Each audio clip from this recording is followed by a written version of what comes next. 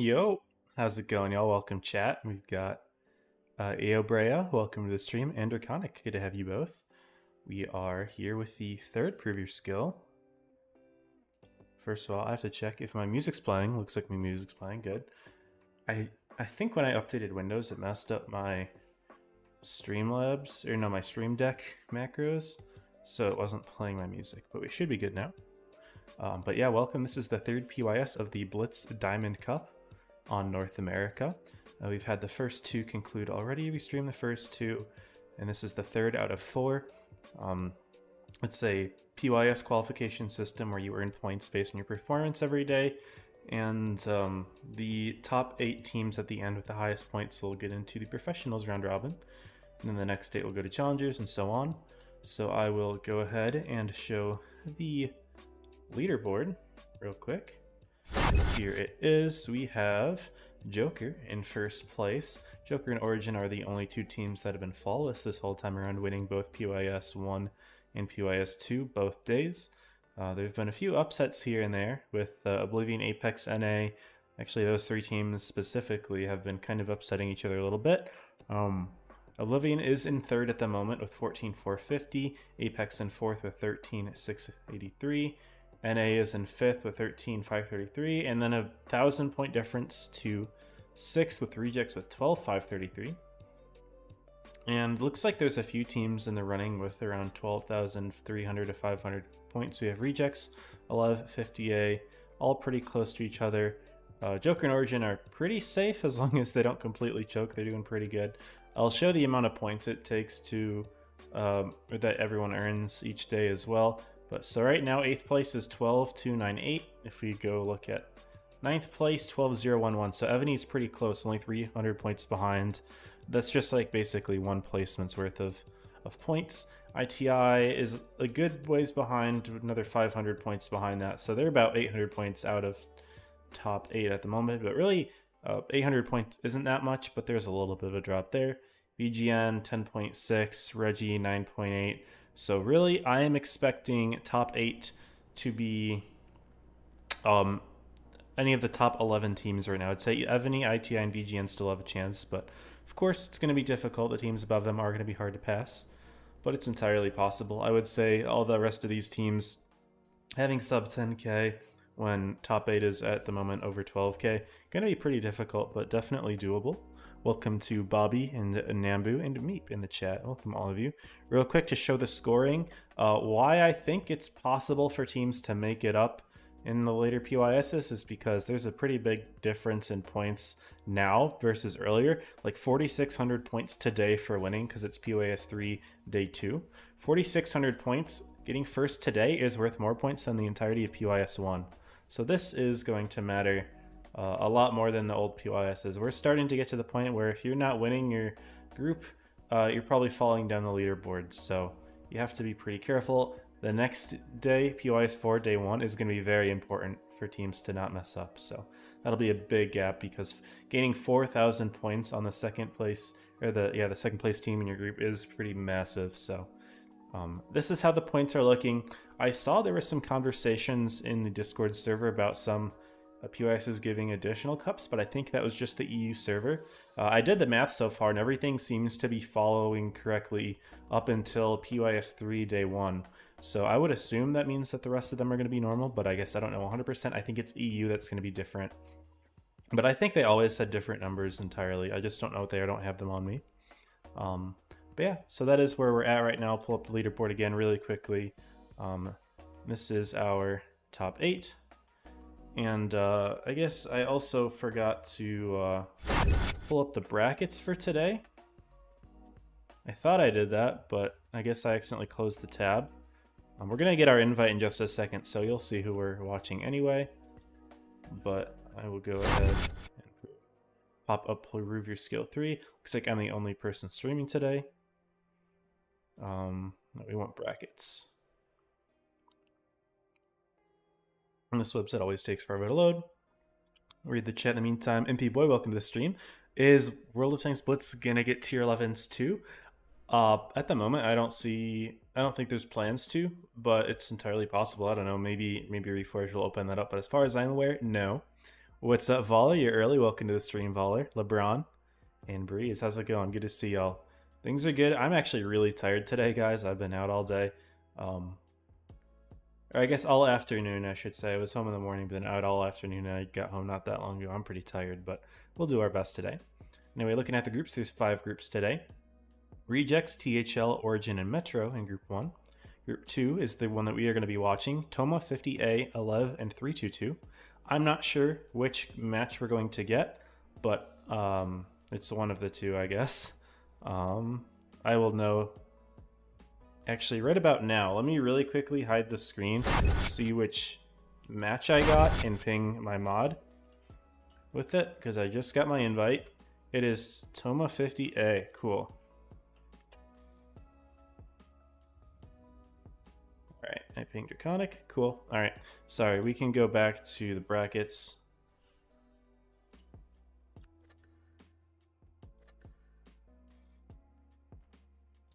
Sec here. I have to get this all set. Okay, we're good.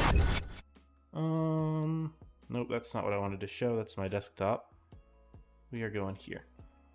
Group 3, Oblivion, CCRS, ITI, NA.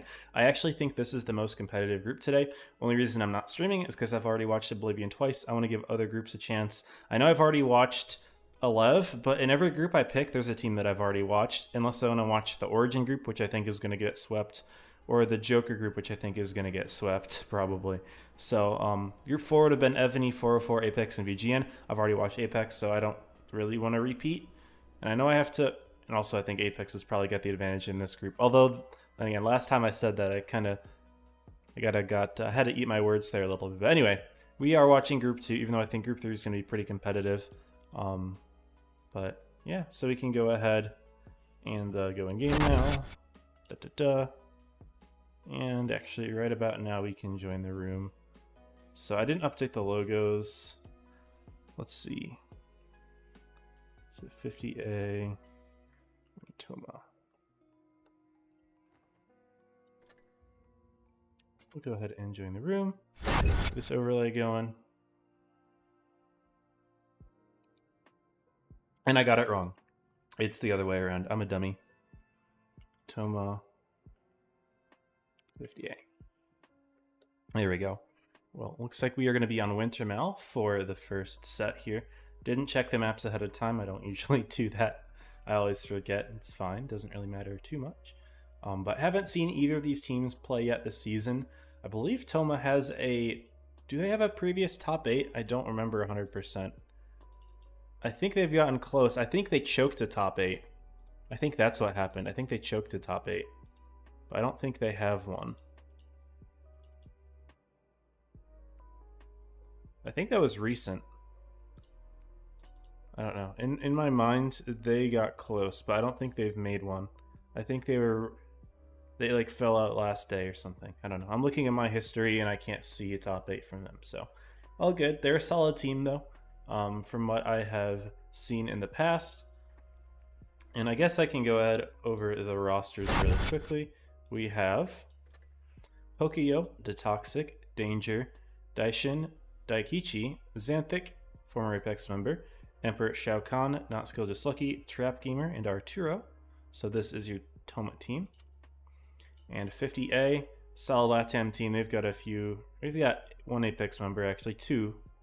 So El Bicho is the captain. They've got Lifty, who's Apex, 1483, Mikudayo, Dios, Drulix, Draculora, who used to be Apex, Edrak, Castillo, and Kintex. So this is the 50A roster. We can go back into the training room just for the last minute or so, queue up the Wintermel map introduction. But looking at the tanks real quick, of course, we're seeing some 116 F3s. That tank has been taking over the meta. It's basically a Kron with reactive. Slightly different, but I mean, basically that's what it is. So 2 of those for Toma. 50A is actually not running any of them. They're running 2 50Ms, 3 MLEs, and 2 Super Conks. And Toma are also keeping the 50 Ms and MLEs, but they're going to mix in a Kron and 2 F3s. So similar lineups, but the Clippers on Toma mean that they're going to be playing it quite differently. And we'll see how Wintermel goes. We're going to have Toma with the South spawn, 50A with North, and we'll get right into it. This is going to be just a best of 3, so we're only going to be seeing 3 games max here. If it's a sweep, just a little 2-0 action, but we will see. These are 2 Latin American teams, though. I don't know if I mentioned that, but they're both LATAM clans. So we will see how the LATAM teams are doing. I don't know if we had any LATAM teams in our most previous top 8. I'm going to have to, again, do some looking back in my archives. I try to archive things the best I can. My own private collections, at least. Let's see, Blitzmasters, New Horizons. No LATAM teams, but there was Rejects, which is a Russian-speaking team. I don't think they're actually Russian, though. But that is it, actually. We will go ahead and get into the sky, though. We are seeing both teams playing towards the A base here. Mediums crossing quickly. I like how 1483 was going red line there to try to avoid getting spotted. He didn't avoid it ultimately to Toxic in the center position. This is actually something that you can take on the south spawn that isn't quite as good from the north. Just the crossing route, you're a little bit more exposed, but Toma taking that position is quite useful for getting early bleeds on 1483. But the aggressive MLE plays are actually going to go for the rear of the Toxic. He's well aware of this and decides to push forward, but he's still taking several hits for it. The moment, Toma seems to have an okay position, but they are losing 1483 extremely quickly. Will they be able to sneak the kill on Just Lucky first? Looks like it'll be a trade 1-for-1. Kintex having a little bit more HP in the medium side fight, but Lifty going down for 50A will give Toma the HP advantage at the moment. Still relatively close, though. 50A is trying to farm with their Super Conquerors, while the rest of their tanks are pushing in for real. Kintex does win the one-on-one in the corner, so 50A does have that going for them. They're bringing things back a little bit in the HP. It's right about even. Pocoyo is going for that push into the 50M, so if 50A were able to help out there, put some side shots and make that 1v1 a little bit easier, that would be nice. Edrak does it, Castillo does it, and Bicho does it, or at least they try. I don't know if they all hit the shots there, but that was actually useful. And up, since Kintex runs away entirely, Pocoyo is just kind of out a little bit. Although Kintex isn't really driving into a very safe area, Trap Gamer can just put 2 shells out here. Although, it might take a little bit of effort to do that. But in comes the Kron. He's just going to push right through. Edrak not really able to HP share it well enough. Kintex takes 1 hit. But Shao Kahn can't put in the second there. He's looking for it. He's looking. Bicho does go down for 50A, so Toma's still doing things over there. Pokio missing the kill shot in Kintex. He's still alive somehow. 50A doing a reasonable job at HP sharing. Also, Drulix having a nice fight over there with the F3. Xanthic's going to try to help that out, but Drulix should be able to get this kill first. He does. That may equip him to take the 1v1. Ooh, unfortunate fire kills Edrak there. So 50A losing yet another tank. Down goes Kintex. Finally, Pokio connects it, and I think we are going to be seeing Toma win this one.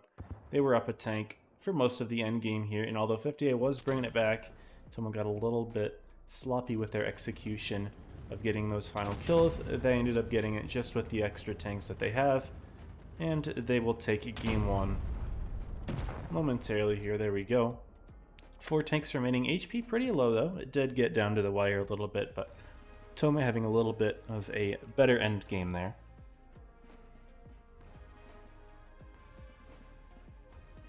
I thought Kintex would be more valuable in that 50M, having won that 1v1, but Toma actually made a pretty good play sending Pokio to drive him out.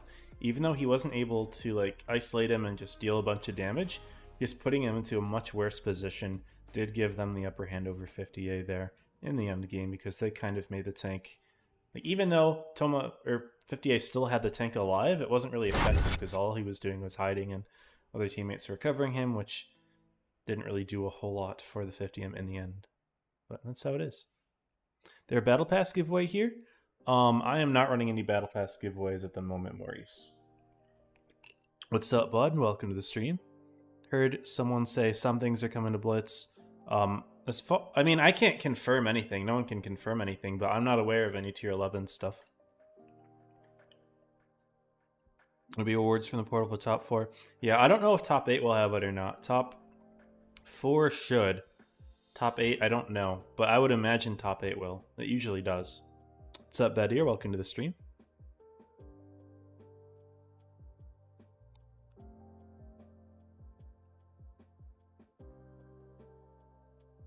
I can definitely do some Battle Pass giveaways in top 8 though. I can get that set up at a minimum.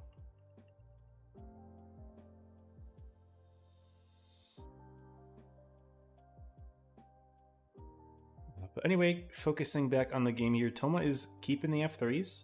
They worked reasonably well for them. 50A, they actually get rid of their 50Ms here. Get rid of one of their super conks. They add an E6, a 2 and 5B, and they're going to be running a light here. So we've got a light here. Now that 50A has the south spawn. We'll see if they use that center position that the 50M did from Toma last game.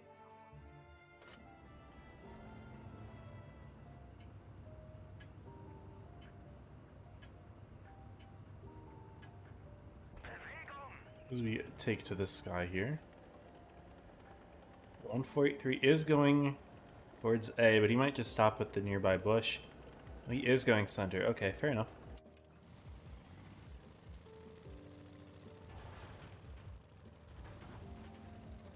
Goes to the bush, doesn't find anything though. Toma's actually playing quite reserved with their 50Ms, looking over the ramp here in case 50A makes a play, which looks like Bicho was trying to make a play. Detoxic shoots, doesn't connect anything, but does get lit. But look at the pathing here from 50A with those MLEs. They do get spotted, so Toma at least is aware of this.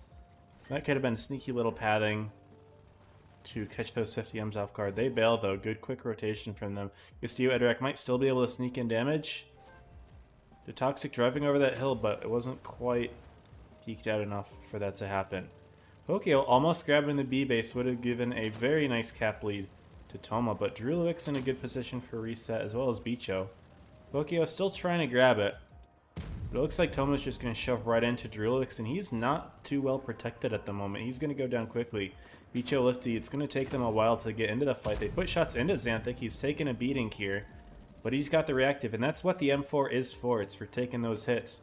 Whereas Lifty and his MLE is just kind of all the way behind, not able to help out Drulix at all. He's completely caught. Much better to put a more survivable tank out there. And unfortunately, 50A losing their tank quite early is going to hurt them. Kintex is also perma-tracked in the 2 and 5B. No, he does fix it. I saw that he was fully tracked, but it seems like he lost half of his HP from that encounter. Pokio is going to be able to win that fight. The Toxic, though, going down for Toma's side, and despite 58 kind of having a bit of a rough start, they have the HP lead here. Actually, no, never mind. It just got swapped back over. They had it just a minute ago. It's going back and forth. Xanthic does fall. Kintex, though, again, there was no way he was winning that fight against Pokio. 1483, what's he going to try to do in the light tank here? Going to try to sneak in. Kintex is just putting shots in to try to help a bit of a 2-on-2 going on over here. Bicho and Lifty have focus fire and trap gamer. Lifty needs to hit the shot though. Need to get this hit. Emperor Khan about to get the kill. No, not able to do it. Lifty using the tank as cover actually. Pretty clever play. Toma, after getting the kill in Kintex, turned their attention to the light tank, who was a little bit too far forward. He's got himself caught out. A little bit of an unfortunate play there. Castillo looking for the kill in the 50M. Don't think he's going to find it. Instead, trying to shoot Daishin Khan. Bicho goes for the kill on the 50M, so good awareness from them. Toma does have 800 cap, so 50A is going to have to start stepping on B. Looks like that's Castillo's job. Bicho's going to try to help out with the F3. Pokio helping out with Lifty over on the other side. That's going to bring him to almost 900 points. Castillo's on the base B, though. If they can start pushing towards C, that'll be good. It's a 2v2. Looks like Castillo's ammo racked, though. You can see in the top right, his ammo rack is damaged. But he doesn't have time to waste here. They can't just sit. The cap points are ticking. As long as Castillo doesn't get racked by the next shot here. Should be able to make it. Can Shao Kahn put one in? Doesn't matter. Castillo does fix the rack. But are they going to try to go for a kill on El Bicho? They might do it, but that's not even going to give them enough cap. If El Bicho can put the shot into Pokio, that would give them the win. He does get the kill.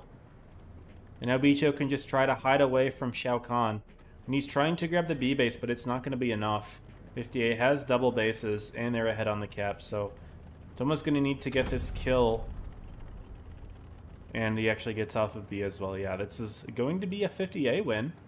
I thought it was a little bit sloppy how they hung their T95E6 in the beginning, but they were able to make it up elsewhere. And they get the win on caps right before Bicho can get the kill. We are going to a tiebreaker, guys. A nice set we're having on our hands here. Good stuff, good stuff. And who did top damage there? That was Bicho with 4.3. Nice game from him. Castillo right behind. Tokyo with the 4K, but not quite enough to win it for him. I would say, yeah, so E6, you don't want to put like a non-survivable tank there to stop the push. Like, I understand his goal was to help reset B, but I think a tank that can dig down a little bit there would be better. But also their light tank played way too far forward in the end game there. Your goal is to kind of be a nuisance if you're playing a light. And when he just kind of drove in the middle of all those tanks, he had nowhere to go and his HP was just gone. You know, wasn't able to play positionally like a light tank does and just be a pain. So maybe a bit of a learning point. Maybe 1483 can be a bit smarter this time around. We are on Lagoon for the tiebreaker. Pretty symmetrical map, so a fair tiebreaker map in my opinion. Toma's going to have Northeast 58 with Southwest. And Toma's keeping the F3s, mostly. Trap Gamer hasn't rated up, but it's been the same two players, I believe, running them, so maybe Toma only just has those two in the roster. 58 might not have one on the roster, which may be why they're not running them, or they just don't believe in the meta. It's a rare tank. A lot of comp teams invested in a few just for, you know, competitive success, but the only teams that are making money anyway are top 4. So if you don't think you're going to make top 4, it's a losing investment there, unfortunately. So it is what it is, I suppose. Wargaming, get a little bit of cash with it, but it's all good. Anyway, go ahead and queue up the Lagoon intro, realizing I didn't really go over the 50A roster at all. They get 150M, 1T100, Super Conk, and 4 MLEs here. Let's go ahead and roll the intro. Get ready for a tiebreak. The winner moves on to play at 9:32, I believe, will be the time. I think that's usually it, against the winner of the other set, which I don't know who it is. Alev is favored in my opinion, but I guess we will see who succeeds in there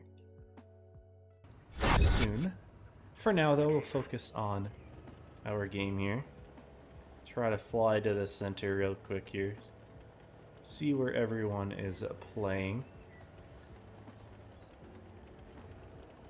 Center spot here for 1483. And Toma's very split. They're sending their meds towards C, but everyone else not quite. But both teams are getting good spots early. 50A is sending their MLEs middle. Also a nice blind shot. That was from Shao Kahn into 1483, using the classic light tank position that he was in. So just reasonable awareness from them, I guess, taking that crossing shot. And he's going to back out, actually. 58 is pushing towards C, and it looks like Toma is immediately getting ready for that push with not skill in his defensive position. He's taken the only damage so far. Turning like that a little bit awkward. I'm not really sure what's going on there. He almost took a free hit for it, but he's fine. 58 do grab the C base. And not skill's goal wasn't necessarily to reset the base, but more to prevent a little push there, which they did temporarily. 50A is going to send Lifty right into the mix, though.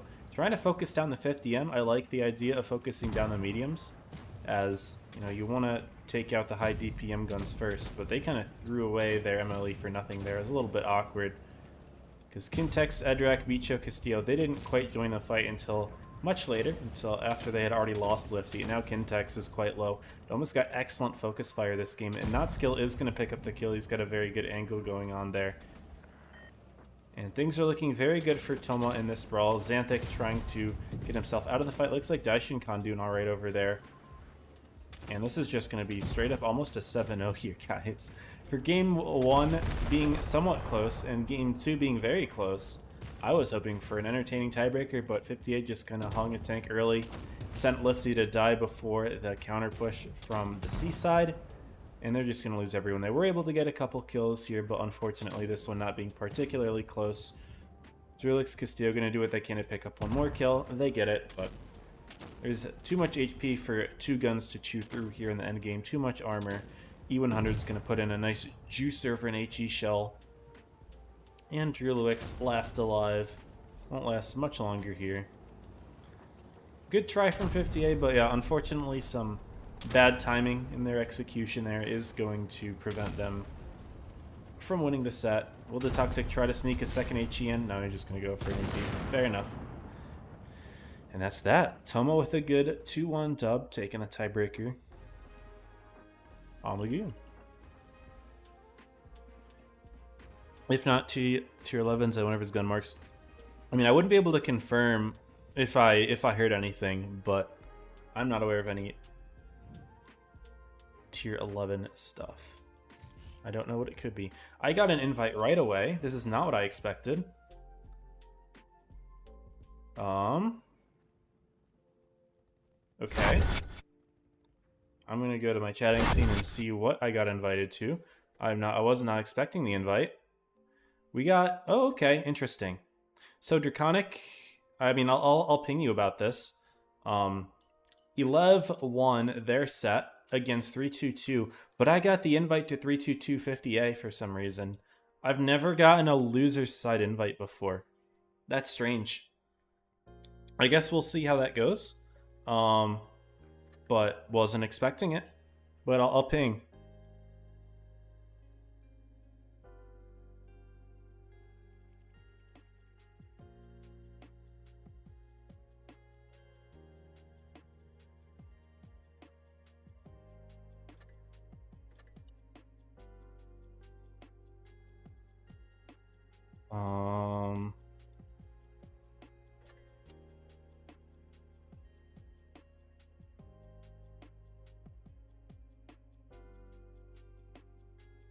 Yeah, don't know. But okay, that's fine. No, nothing. I mean, there's nothing wrong with it. It just means I might miss the winner's side, but it doesn't really matter too much. I think it's okay. Just wasn't expecting it, so I let Draconic know, and we're gonna roll with it. So here we are. 322. Sorry, I'm chewing ice. On some ice water. 11 did beat them 2-0 though on Winter Mal.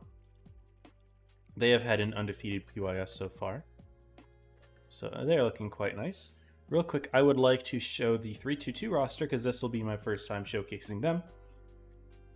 So we have Hanzo Main as the captain with Barcode, Blitz and Haas, Hellas, Asmodee, Trippy Tropy, Noxy, Zay, Ryuga, and True Fusion. This is an interesting mix of players. I recognize a lot of the names. They have a mix of very good players and some very bad players. So I mean, we'll see how it goes, I suppose. I'm excited to see the set. Tyrannos is normally the lead of 322, but he is off playing with Reject, so Hanzo Main takes over in his absence. And that is 322. 50A we already just saw, obviously. So we can go ahead and throw 322 in for Team A.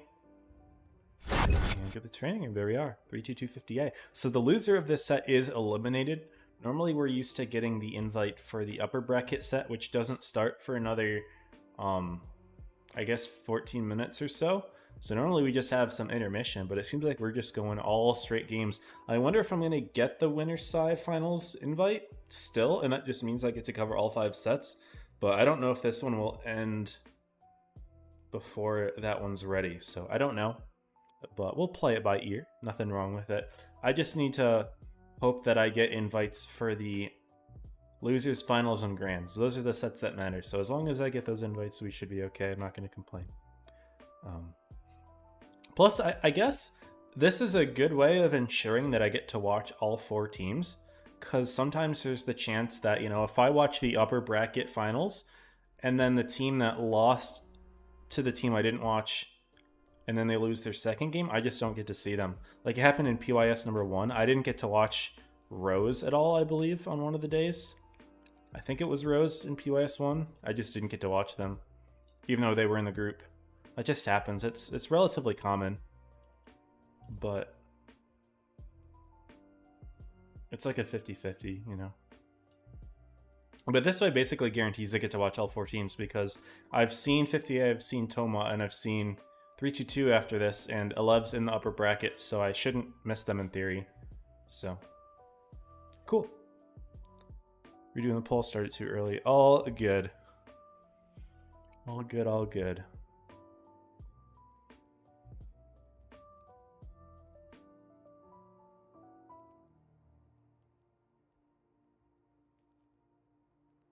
We got 30 seconds till it begins. We've already seen 50A. They don't run the 116 F3s, but it also appears 322 is not running them either.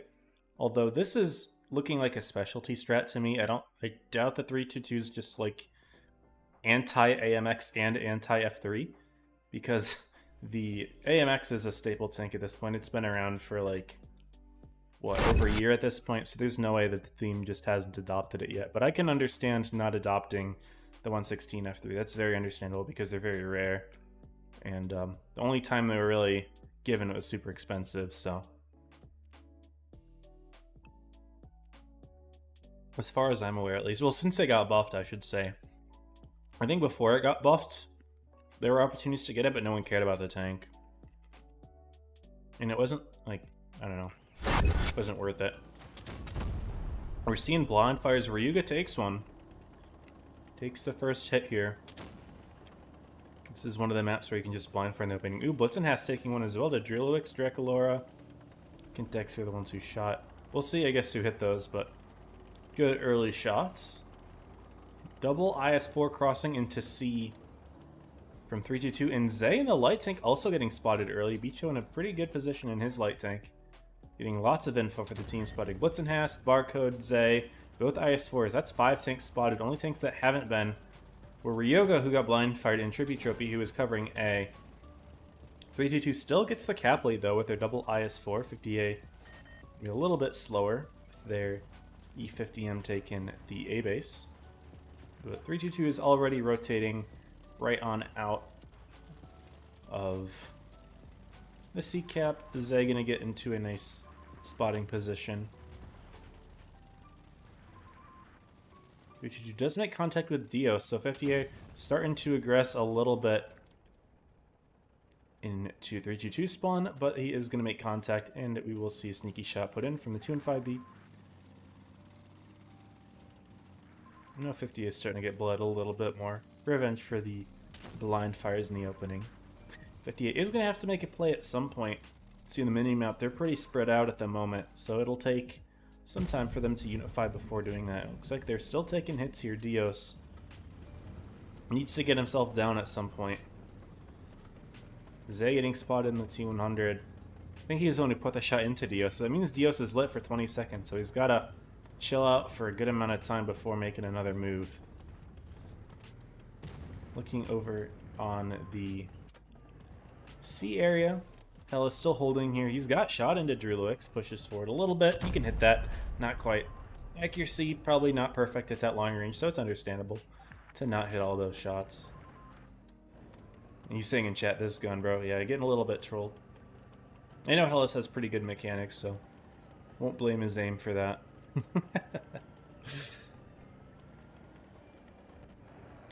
Moment. Things are still pretty chill. Dios has taken a lot more bleeds, of course, than is ideal, but it's not diabolical yet.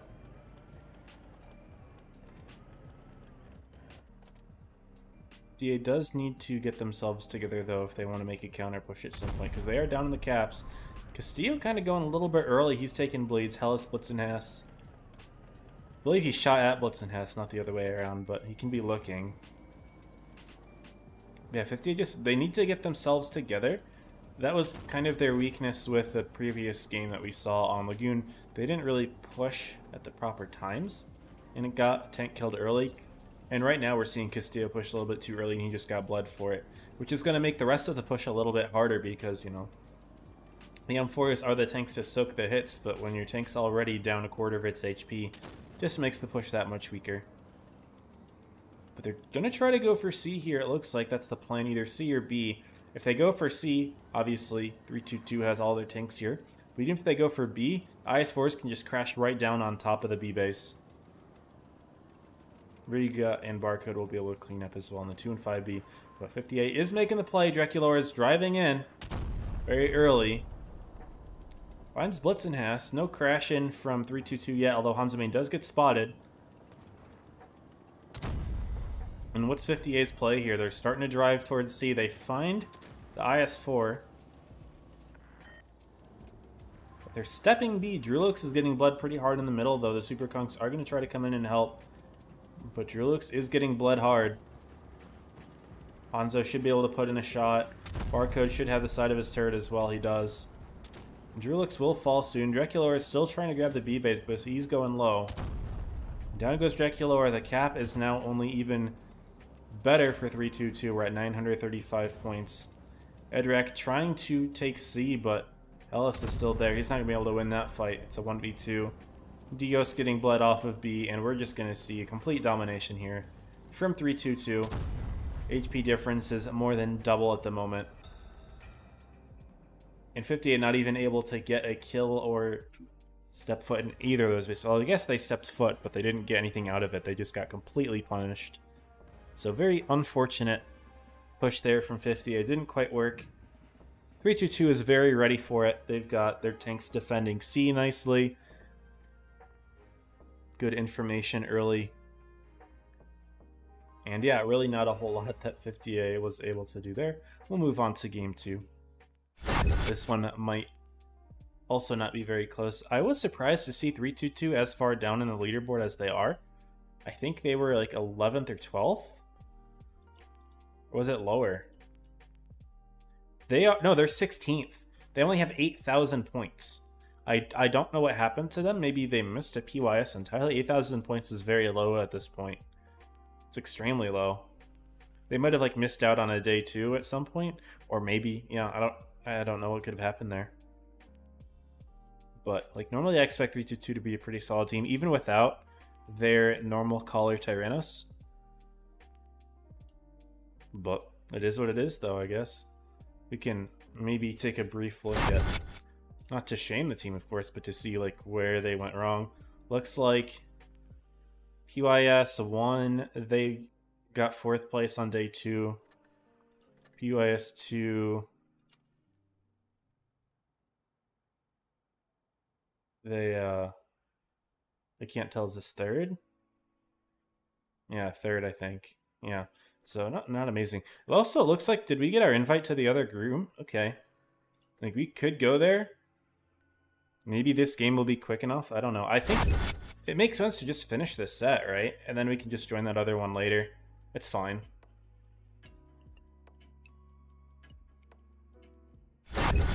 If we started this set, we should finish this set. I think that is very reasonable.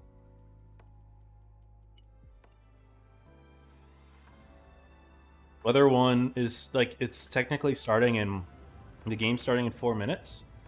So if this game is less than 4 minutes long, we can make it. Did you already die, Nub? Greek, I am spectating. I am not playing.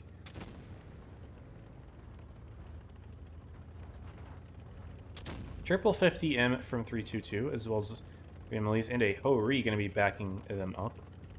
Playing back here near C. 58 playing very aggressively towards C this time around with triple MLE and a light. They want to fight whatever is there. 1483 in the T100. Very lucky that the MLEs all missed him. They were going for him there. But they're playing extremely aggressively with those 50Ms and MLEs. Just going to try to crash into Drillowix here. He's got the reactive armor, but look at this. MLEs from 58 are just going to be able to shoot right in their rear.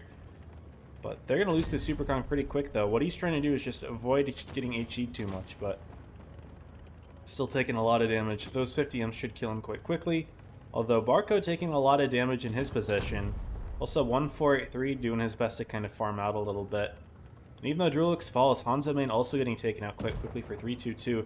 And this push pretty weak. Down goes Barcode. Very unfortunate 50M play.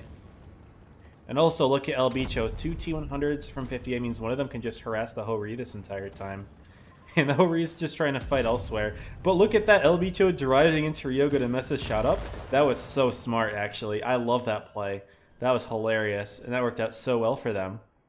They are now 2 tanks up. And the push from 322 basically got stopped in its tracks. All the 50A MLEs did was turn around and shoot the pushing through MLEs in the rear. And this should just be clean up here, but 58 are going to take it to tiebreaker, which means that we are going to miss a little bit of that next set. I was hoping this would be a quick game in favor of 322. Nothing wrong with 58, but I was like, if this set can end, I can get to the next one quickly enough. But no. Yeah, a little bit unclear. But it's all good. It's all good. 58 had a very nice counter to the push from 322, and they're going to tie things up. I don't know. Is this a best of 5 or best of 3? I guess I don't know. Maybe I was just wrong and it was a best of 5 anyway. I don't know. This is a best of 5, so it wouldn't have even ended the set. So yeah, we're going to miss a good amount of winner side finals. It's fine though, honestly. I'm okay with this. I'm okay with this.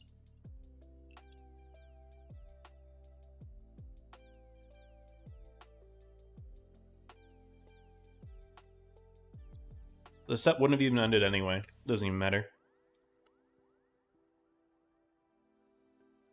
Anyway, looks like we are seeing a Vineyards as the next map. Very nice. I enjoy a Vineyards competitive. It's interesting.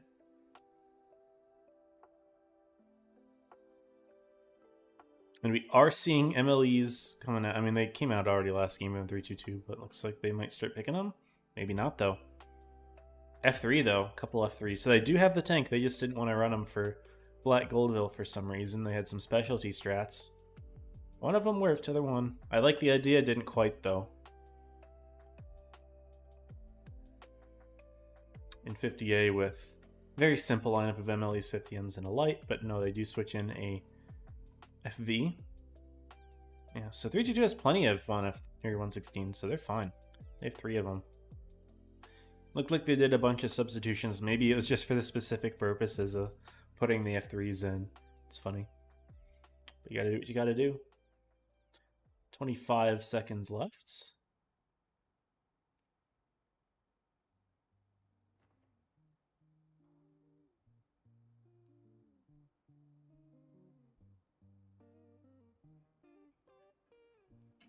Both teams are running light tank this time around. And yeah, here's the Vineyards intro. Get me. Almost finishing my glass of water. I don't want to drink too much because I don't have to use the restroom midstream. But also, like the stream's like a quarter of the way done, third of the way done, so I don't lose my voice either. So we'll see. They should be okay. I'm not really going too loud today. This is me being a little bit tired, so it's all good. I'm not gonna go crazy. But we'll get in the sky here. Set is tied 1-1. Get ourselves up nice and high. And curious to see where the light tanks go. Looks like 1483 is going to go for a B grab. Rosé going for an A grab. Who gets there first? It's going to be 50A. Having cap lead is nice on this map, but it is possible to push the bases if you have the right loadout, so it's not terrible to be down right away. Looks like 322 is actually going for C, so if they take that, they'll be fine. Ryuga somehow getting spotted there. Who lit him? Maybe 50M there? I don't know. There's no way. It must have been Castillo, I guess. Interesting. 1483 not really taking a safe pathing out of the B base. That's actually the wrong way to leave it, but 322 wasn't set up to punish it, so he was doing just fine. He's actually going to spot mid. Spots the other T100. Zay does get lit in the middle there. But 322 is preparing a bit of a defense here. 58 is pushed very far through. Drelix getting spotted at Edrak as well. Looks like Hellas is running the single shot in the F3. I think that's a mistake. I think he messed up there. I think he just picked the wrong gun. That's actually quite funny. I don't see a reason to run the single shot gun in that tank. Like, unless that's a strat thing. If someone from 322 is watching and wants to correct me on that, I'm curious to know. Because to me, that just looks like it's a mistake. I just noticed that now. As you can see, Trippy, Hansamine, they both have their clippers. But Hellas is not running a clipper. But looking at the clippers, by the way, they're pushing right into Castillo and Kintex. They're going to try to take the B base forcefully. They've grabbed C already. 50A is trying to stop A, so 322 wants to keep the cap lead. They need to start moving for a base, and that is exactly what they're doing. But 50A pushing right on through. They will get Hellas. He's backed himself all the way up here. They found Zay too, so losing that T100 LT, him getting locked in there would be pretty bad. Kintex is trying to lock him in, but 50A needs to push through quickly here. They do finally get the kill in Hellas. It took a while though.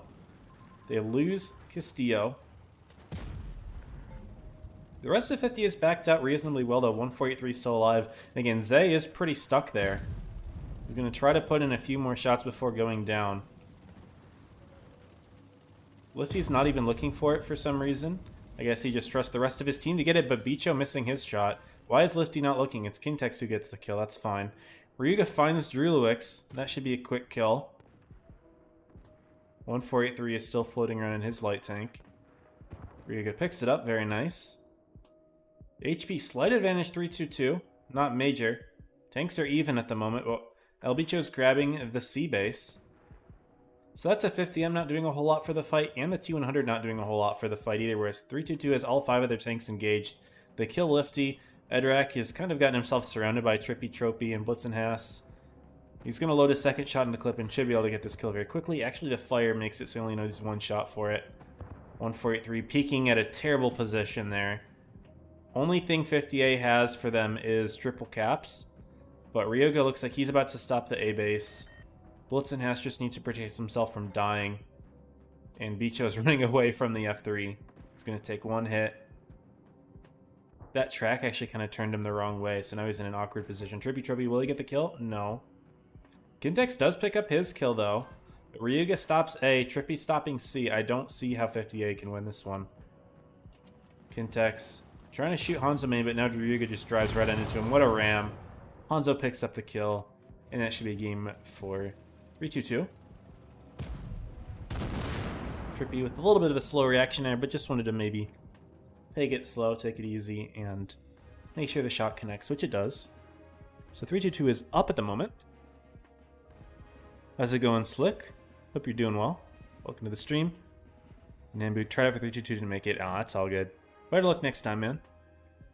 Are you playing on a team at the moment? I mean, you're watching the stream, so I would imagine that means no, but maybe you're playing and watching, I'm not sure. Hanzo with a nice 3.7 on top there. They will now have the south spawn. And yeah, no F3s at all for 50A in this tournament, so I'm guessing they just don't have it. But we will see if Hellas... Okay, so Hellas is actually running the MLE now, so they're just going to get the F3s out of there. Fair enough. Yeah, I want to know if that, that gun selection was intentional or not. I don't see why it would be, but what do I know, I guess. Anyway, typical meta loadout for 50A. 322's got a Hori in the mix, but that's not really off meta. It's just like a quirky tank, I suppose. But the Super Conic's getting plenty of love. Both teams running one, both teams running a light, both teams running MLEs, and a 50M. So, similar. It's just a 2 and 5B for a Hori. Cool. I'm not going to check the score of the other set because we are going to eventually probably just slide right into it. So I think that means non-stop sets today for us. No gameplay, actually. I was hoping to show off the Type 63. I just got that tank. Got it from the auction yesterday, 2 days ago. Forget. I was playing it a bit in realistic. I don't really play a whole lot of Blitz anymore, but I thought the tank was interesting enough, so I picked it up, and it's been fun. 12 degrees of gun depression is pretty nuts. I was using some crazy positions that no other tank really is able to use up at these tiers, so... I mean, you have the CC tier 9, but I never play that tank. That tank is not enjoyable, in my opinion. But, yeah. Well, basically one of the highest gun depression tanks in upper tiers, so... It can use some crazy positions, and it's got reasonably good armor. So, it was fun.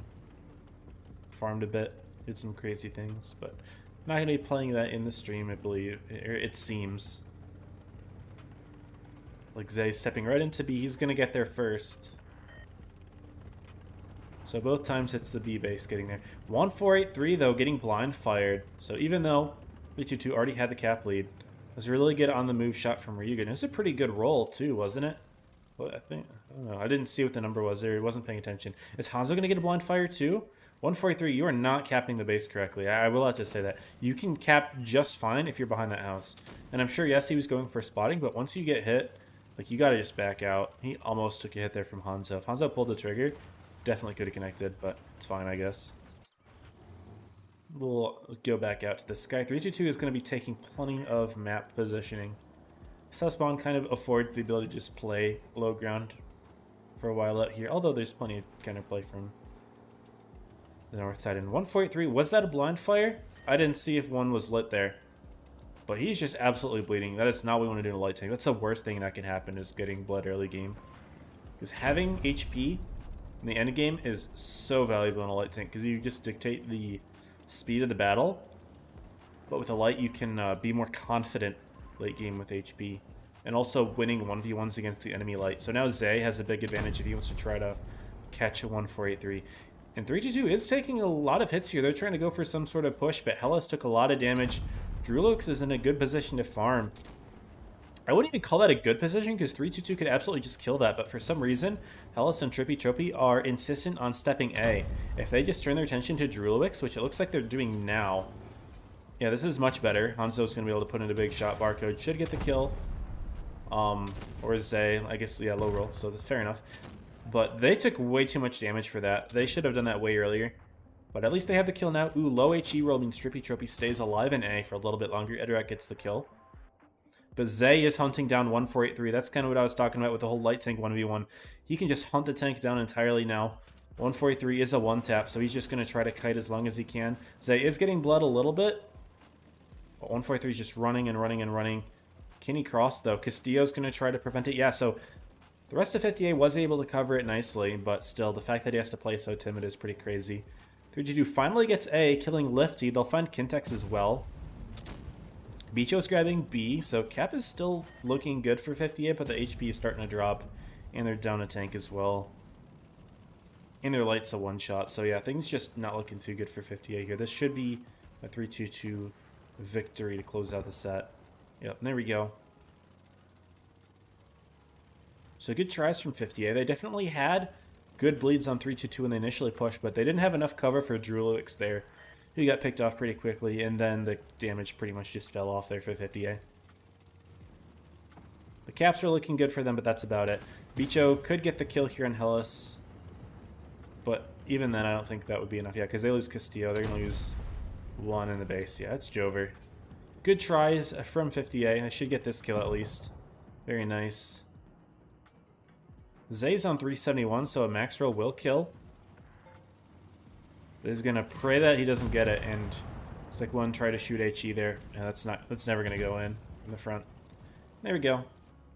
That's the set. 3-2-2 with the good victory there. Very nice. Draconic, let's just not worry about the prediction for the upper set, since it's already started by the time I join it. So we won't worry about it. Playing for Casta, they disbanded. Oh, that's unfortunate. Welcome Lobo to the stream, and Economics. And Trath, hello, hello. What's up? Hanzo with a nice game, 4.6. Good dub there for 3-2-2. Alright, we're going to get right into the next set. I don't know if I can actually join it. It looks like I can. Elev is up 3-0, or 2-0. Didn't see what the first map was. Right now we're in Yukon. I have to really quickly set up the logos. Elev, Toma, update icons, cool.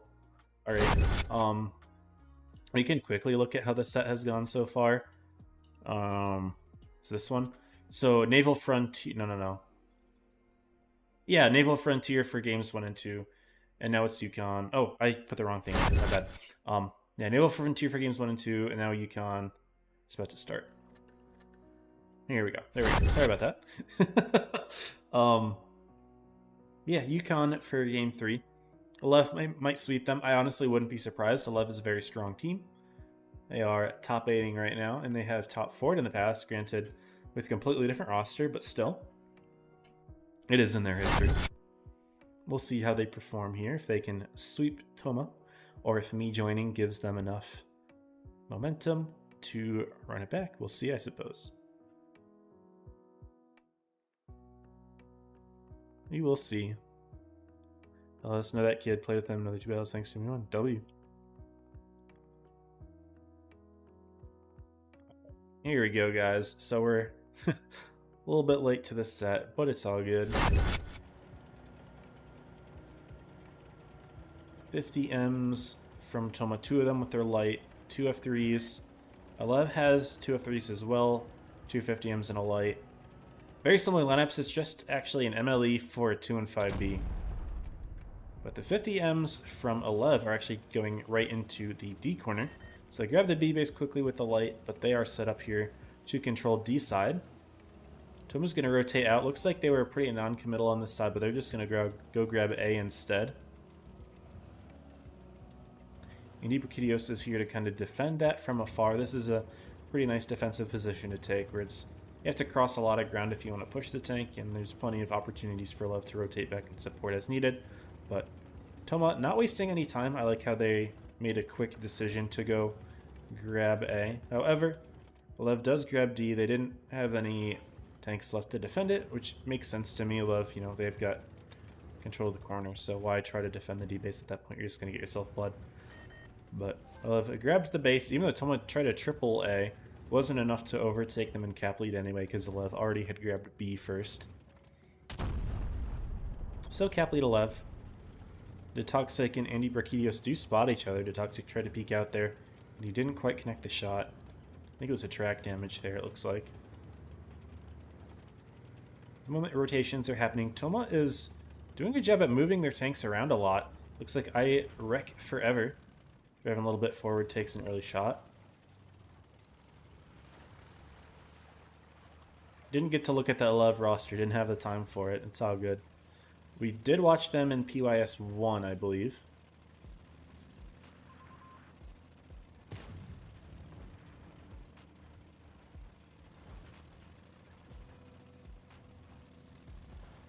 But yeah, tank's still moving around a good amount here for Alev. They did move one of their 50Ms off of the corner. That's what she said is still there. I think that's an EU player, if I remember correctly. No skill does sneak a shot into Andy. So a couple small bleeds from Toma. They're yet to take a hit themselves, other than that little track shot. Things are chill. Alev is not doing a whole lot with those 116 F3s. Looks like they're playing in the middle. They do get some info, though. They find Arturo. That's a good shot there. Okay. So I was wondering if they were just sitting waiting for something. I couldn't really see them too well from my angle, but Toma is quickly pushing into That's What She Said. Misty's going to have some farms in the 50M, but it won't be enough to stop 3 tanks from getting the kill onto this 50M quite quickly. Looks like Misty is going to be reasonably effective, though. I like how That's What She Said's pushing away from Emperor Shao Kahn and just avoiding those shells, but other 50M's still going to be able to push in here, and they'll get this kill quickly, but they lose to Toxic. And now Alev is crashing in on Daishin Khan. He should go down quite quickly. Lots of clippers on him. Fruity should be able to pick up the kill here. No, it's going to be Xenon doing that just fine. Arturo getting low in the middle as well. Alev is still pretty healthy with all of their tanks, other than Andy. Where is Andy at the moment? I don't see him. Oh, he was here this whole entire time. He was blind, I guess, but he does fall. But the rest of Alev looking pretty healthy. Looks like we got the little light tank 1v1 here, just kind of circling the building. Danger Shao Kahn in a bit of a 2v1. Fruity's going to try to help out. He's going to have some really good HE farms, so that'll help out a lot, actually. He's going to try to shoot the 50M more. Shao Kahn's trying to block that. Good HP sharing, but it doesn't quite work. Fruity's still able to hit the shot. And now Misty might actually even be able to win that fight. No, we do see Shao Kahn pick up that kill at least. Cap points are very close. 860 for Alev, 2 per base, but the tanks are definitely in Alev's favor. Obviously, you can see that. Pokio's about to go down. Couldn't click on him fast enough. And Shao Kahn falls here. Xenon putting in 1. Fruity with the kill. And they're going to 3-0 Toma. Unfortunately, we didn't quite get to see the first 2 games. I just realized I never updated the scoreboard to show those first 2 games. Oopsie daisy, but it's all good. We got to see 1 game of this set. Very cool. Which means Toma versus 322 starts right now. Okay. Go to just chatting. And we'll go ahead and watch that room. And I will ping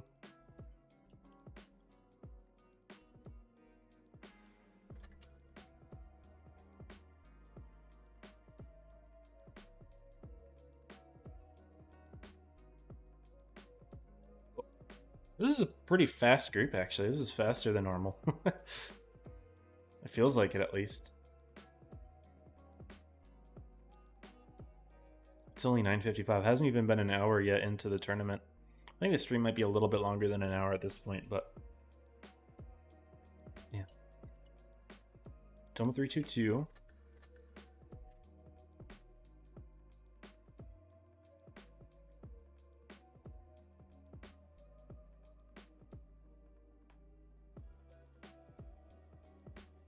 I'm going to show the room in just a minute here.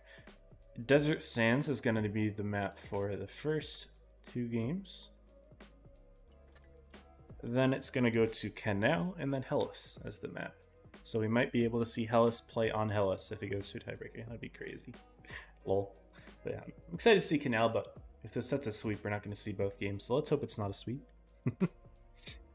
What's up, Michael? Welcome to the stream. Wish I had your ping. Yeah, my ping's actually pretty good. I don't know where the servers are located for NA, but I guess I'm close enough to where it's this good. 30 seconds left till I can go ahead and show the room.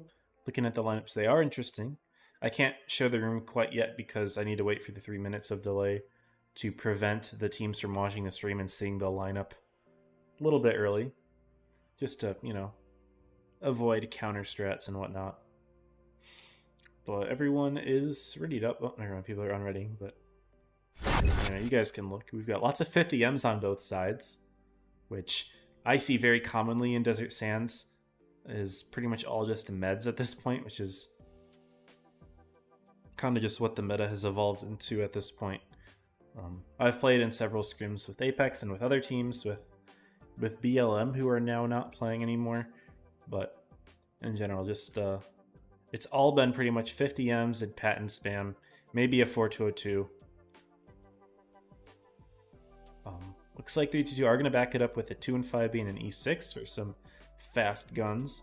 Toma are going to rock double Clipper with those F3s and a Super Conk for gun oppression. So running an extra heavy there. 322 might be able to take advantage of having an extra medium to quickly take the plane with a 5v4 because it's going to take some time for the Super Conk and F3s to join the fight. Plus the E6 being a lot faster than any of the Toma heavies as well. Could be good. Michael, I am the only streamer today, it appears. Cora might be streaming as POV, but it wasn't added to the tournament feed. I can look it up real quick, actually. Oh, he is streaming as POV. Okay, so he has been streaming this whole time. It just wasn't added to the feed. So that's fine. All good.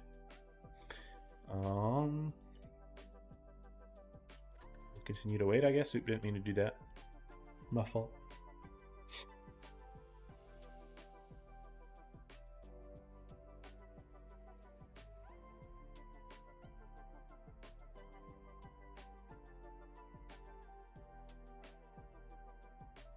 Guess we just sang. Chat's been pretty chill today. We got 52 viewers. Not bad. Honestly, I'm just glad that I don't have 0 viewers because I haven't been streaming consistently in the past year or so. So I would always expect my channel to just completely fall off and just not do anything. But it seems like I still have people around. Oh, we're up to 59. Nice. Okay, so things are jumping around here and there. Yeah, I thought I would fall off having not streamed in months, really. But here we are. I wonder what things are going to be like after this season, though, because if Reforged is coming, depending on when it comes, we might not have another tournament. That just means Yeah, the channel just goes inactive for a long time until the next tournament. I don't think I'd get back into streaming like regularly for Reforged because I don't like it. Isn't 322 just cracking? It's the same family, I believe so. But it doesn't always line up 1-to-1. Oh, I forgot to cue the intro. There we go. Doesn't always line up 1-to-1. Oftentimes, comp teams will be trying out players from all over, so it doesn't necessarily just mean, oh, we're going to be taking 7 players from Kraken family. It might just be players from all over. Like, I don't think Zay hangs out in Kraken all the time. I don't know where all of the players hang out, but I don't believe they're all just from 322/Kraken the whole time, as far as I'm aware. Here we go with game number 1, loading up. And here it is. Ooh, interesting. So Toma, they're down a 50M, and they're just going to bail entirely. They are not playing on the A side. I'm sure 322 was prepared to see them all here. And with their 5 50Ms, they just want to play up immediately. But interestingly, Toma is not sending their tanks there. They're going to go for a C grab. That'll give 322 the cap lead, because they're grabbing A. But if Toma can grab B, that would give them the lead. But I don't see a way they can grab B. What is Toma doing? They're driving through C? What is this? I don't understand what we're seeing here. I am excited to see what they're thinking. Okay, they do stop back with the Toxic at least. But it basically looks like they just want to push 322 from their own spawn. Danger, Pokio spotted. Looks like 322 wants to rotate back. They've got Ryuga looking. But I like how Hanzo's digging down in the 2 and 5B. It's going to take a little bit of effort for Toma to get to him without taking some shots in return. I'm sure Hellas, Ryuga, Blitz, and Ass, they're all going to be covering. And it's not going to be an easy push. I will say, though, Toma is doing a good job of bleeding 322 a little early. Nice shot from Blitzen, though. That's not an easy one to hit. In come the F3s. Bleeding Hellas out, actually. He's going to take a good bit of damage here. Daishin Khan's taken some as well, though, but F3 completely unloads his clip. And in come Toma with their 50Ms pushing Hanzo main. So they are taking initiative here. I like it. I do like it. 322 maybe taking a bit more time than desired trying to get back here. Hanzo puts in one more HE shot before dying. That's actually pretty big. It would have taken 2 shots from a 50M to deal that much damage. So the kill does come in, but now comes Barcode, Zay, Hellas. They are all rotating in to help out. And Xanthic pretty far behind from Toma. It's actually going to take him a good amount of time to get into the fight. Who do I even click on here? It's Hellas. Is he the focus fire? It looks like Toma doesn't really have a clear focus fire. They're trying to shoot Hellas, but 322 has swept in. I was a little bit nervous with how long they were taking to respond, but they do come in. Killing Pokuyo instead. It is now a 5v3. And it's just the slow heavies that weren't able to get into the fight in time. They were able to put big shots into the E6 early, but it didn't translate into anything. And now they're just down too many guns. They will lose Daishin Khan momentarily. Good shots into Barcode first, but doesn't really matter to me. 3v2 is just going to be way too difficult for them to get past. Although big shot into Zay. If they give Arturo time to reload his clip, that could be bad, but I don't see 322 losing this with the extra tank. Although it's not over. I shouldn't be saying it's over, but it's not. Blitzen has the HP. He wants to take this hit for Zay. Arturo sneaking one into Ryuga. Oh, the double tap. What is this? Oh, if Arturo got that kill shot on Ryuga, who's tracked right now, that would have completely switched things up. That would have been crazy, but Arturo's got an empty clip now. Big shot into Zay, though. Arturo's going to look for it. Does he get the kill? Does he get the kill? Xanthic will put in one more shot to Blitzhass. Arturo loading his shell. He puts it in. Xanthic, if he can put one more shot in, that would be helpful, but Ryuga gets the kill in time. Arturo in the 1v2. Unfortunately, he unloaded his last shell into that 50M. He didn't try to reload another, so it's going to take a little bit more effort from him. Ryuga is playing up. Despite being on 43 HP, Arturo's looking for him, spots him. Steps into A as well. Wait a second. There's potential here. What the heck? I thought it was Jover, but the F3 Clipper could be really good. Ryuga's going to try to stop C. They're going to play it safe here. Blitzenhess is going to try to just not engage. Arturo will realize this as soon as Ryuga steps, though, and he's just going to push it. Yeah, he's going to push it here. Assuming Ryuga had just ran. That's one shot in. Second shot, does he get the kill? He does. Wait a second. I thought it was cooked for Toma. But the F3 Clipper in the end game, they're going to have the cap lead with Ryuga stepping the base. And now Ryuga is in a position. Arturo knows exactly where he is. Can he spot him and get the kill? Does he hit it? Doesn't hit it. But even still, Ryuga has to get the kill or stop A to win. And Arturo is driving right at Ryuga. He's just going to grab B. I thought Toma was cooked. But 3-2-2 not able to coordinate their tanks well enough there. That was really good shots from Toma into Ryuga, perma-tracking him. Ryuga's going to try to make the play for it. Arturo gets the kill. And I thought it was cooked for them. I am eating my words here. Congrats to Toma for the comeback. Holy. The power of the F3, man. What a tank. Not to say it's the tank, man. The player did an amazing job. Arturo playing the endgame extremely well. I thought those heavies were way too slow to clean up the fight. Because that was like, what? Was it a 4v2, I believe? Yeah, 4 kills, 4k damage from Arturo. Have to give him the crown, guys. That was incredible play here. Where is it? The crown. That's not the player that it should be on, though. One sec. Gonna move it.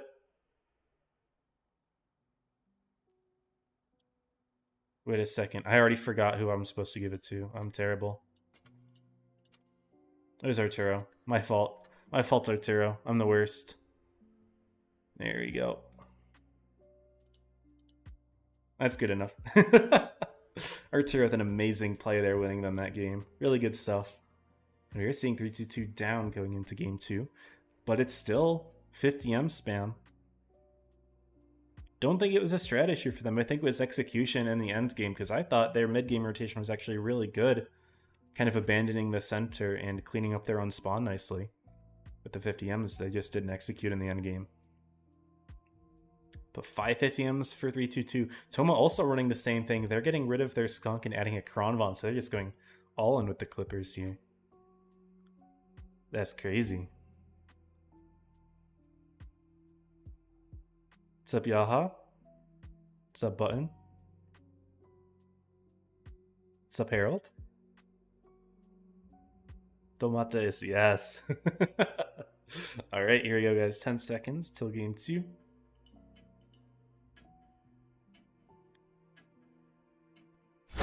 And yeah, what a very good game 1 to open this set here. See if 3-2-2 can equalize, or if Toma can pull off what is, in my opinion, an upset, because I think 3-2-2 is strong, but they're right next to each other in the leaderboard, I think. Actually, looking at the leaderboard, they're right there in 15 and 16. Only 200 apart. Zay saying we're fine, relax. I'm always interested to see why these players are typing in the chat and not speaking in VC. I'm wondering if they just aren't willing to... If some players are just mutes. Personally, I hate having muted players in... He can see chat? No, I can very much see chat, dumbass. I'm kidding. I'm not trying to actually call you dumbass, but you are wrong. I can see your chat. So I am seeing Zay talking shit just now. Also, nice shots traded between both teams. Toma is again making the play that you don't usually expect the 50Ms to do. They usually take the plane, but again they're driving it down. This time it's through the middle. Trying to see if they can catch any of the heavies off guard, but double E6 from 3-2-2, they're much too fast to get caught out here. So they're just going to drive right into the plane, and again they'll have the cap lead early. So No Skill Just Luck in a pretty bad position. Takes double shots there from the E6. This is not a very good position that you can hold. Unfortunately, he's kind of caught out from getting to the F3s, so 3-2-2 should be able to take advantage of this, because that is a losing position right there. And yeah, Xanthic is covering in the Kron, so maybe it'll deter 3-2-2 from pushing forward. They're more intent on covering their own spawn, having seen how the F3s are driving, as well as the 50Ms that push through. They will eventually bring danger, it looks like, to grab C. It's been a while. Interestingly, though, Toma is going for a quick play on Ryuga. Full clip from Daishin Khan, but he takes most of his HP worth of damage for that. They get the kill, but look at Daishin Khan here. His HP is just gone. 345. He is still alive, though, and if he can reload the clip, could put out some damage, because he's not really a one-shot. For an average 50 emerald, it's going to take an above-average roll to do it. Toma is again pushing. This time it's going to be into Hanzo main. Not very effective, though. Detoxic got picked up very quickly here.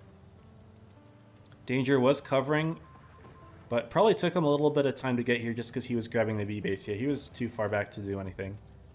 He's not moving right now. What's his play? Maybe just waiting for Hanzo to peek across and get spotted, and then make a play for him. 322 could rotate a tank back, but maybe not fast enough to save him. Yeah, in comes Danger. Halos' turning is gone. Barcode's not looking, Zay's not looking, and Danger's just going to go right on in. He took some damage. He's got his reactive. Yeah, now Zay is looking, Blitz and Hess is rotating. Danger missing that shot. You can't be missing those shots. This is a failed push, unfortunately, from Toma. He's going to lose the tank. He may get the kill. No, Hellas is tall enough. Yeah, missing that shot costs them basically just a full health tank right there. He probably would have died anyway, but at least they would have had that kill. But they got nothing out of that. And so now they're just straight up down a tank. They're down HP. They're down caps. What do you have? They have clips. That is what they have. You know, I thought they were out last game, but they still somehow won it. So I can't say this one's over either. But looks like 322 has found a target in Arturo, who's a little bit overextended. Barcode's got shots into his side. Arturo's not really making a play. He's just free farms right now. If I'm you, you just gotta focus your armor somewhere. But they lose, and not skill, just lucky. Arturo's just gonna put his last shot in here and die. Down goes Pokio. Down goes Daishin Khan. And 322 will even this one up. Very nice. So a bit poor execution there from Toma that second game with the pushes. I don't really agree with them pushing their heavy tank in there to get the kill. Like, they got the early kill. When you lose all of that HP, it just makes that tank a lot less effective. So I don't think it's worth it there, unless it's an isolated incident where you can just get your tank out, but they couldn't get the tank out. So we see a tie, which means we will get to see both Canal games, which I am very happy about. Always a Canal enjoyer. Great comeback. Hey, welcome Ajax to the stream. Savory, hello. Yeah, how you been? Haven't seen streams in a while. Good, yeah. You haven't seen my streams in a while because I have not been streaming in a while. Just do the tournaments nowadays, so things are good. Things are good. Sets are important. It's crazy. I mean, both of these teams are 15th and 16th place. So it only matters in the sense that, you know, if you do really bad, you know, you could get dropped down to top 32. But realistically, I don't know if that's going to happen. I don't know what the threshold is right now. Let me look. So 322's in 16th at 8,300. What's 17th place? 7,700. So it's a 600 point difference. Like, it's possible. CCRS is in 17th. They can make it. Metro is like another 1,000 points back. And then Rose is another 800 points back. So CCRS could pass someone. Maybe Metro could pass someone, but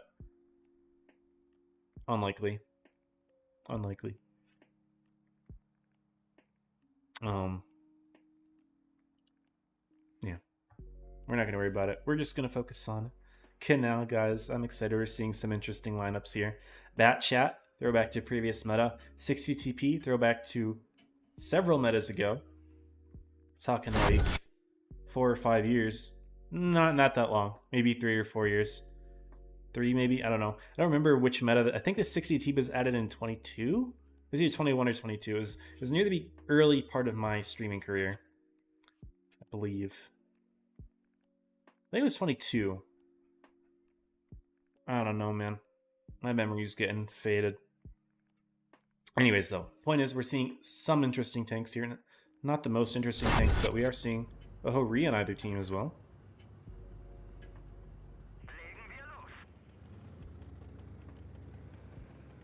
TD action coming into play here. Canal's the map where it works. It's very open, lots of firing lanes. Double 50 amps for 322, gonna quickly grab D. And Zay going for a quick C grab as well. C is important to control early because mid-late game sometimes it's gonna be kind of hard to grab it. Zay gets lit though. Arturo should have a shot in there. That's one. Should be able to put in a second. That's 2. If you're artillery, you just try to put in all 3, but Zay gets out of the way. Early bleeds in the light tank, though, is very good for Toma. They do grab the B base. They will eventually give up C to the double 60 TPs. But early bleeds in the light tank are very good to have. And, ooh, nice on-the-move shot. I think it was Blitz and Hess? I don't know. Good on-the-move shot into the F3. Not very easy to do that. Now, I did talk a little bit about how we saw the Bat Chat in previous meta. It got nerfed, but now the 4 shotgun is actually the meta. So if you guys haven't been watching in a minute, Bat Chat is no longer the light tank of choice. It's back to the T100 at this point. But looks like they're using Bat Chat for some sort of specialty strat here. But yeah, now the 4 shot is the play. It's got 4 shells, 270 alpha, and pretty good interclip. And it's actually the long clip reload that's really good in the Bat Chat's 4 shotgun, which makes it the meta now. It's like 13 seconds or so, maybe a little bit more, a little less. But essentially the clip reloads faster to the point where its DPM is actually pretty good for comp. If you want to run a Bat Chat, that's the gun you run.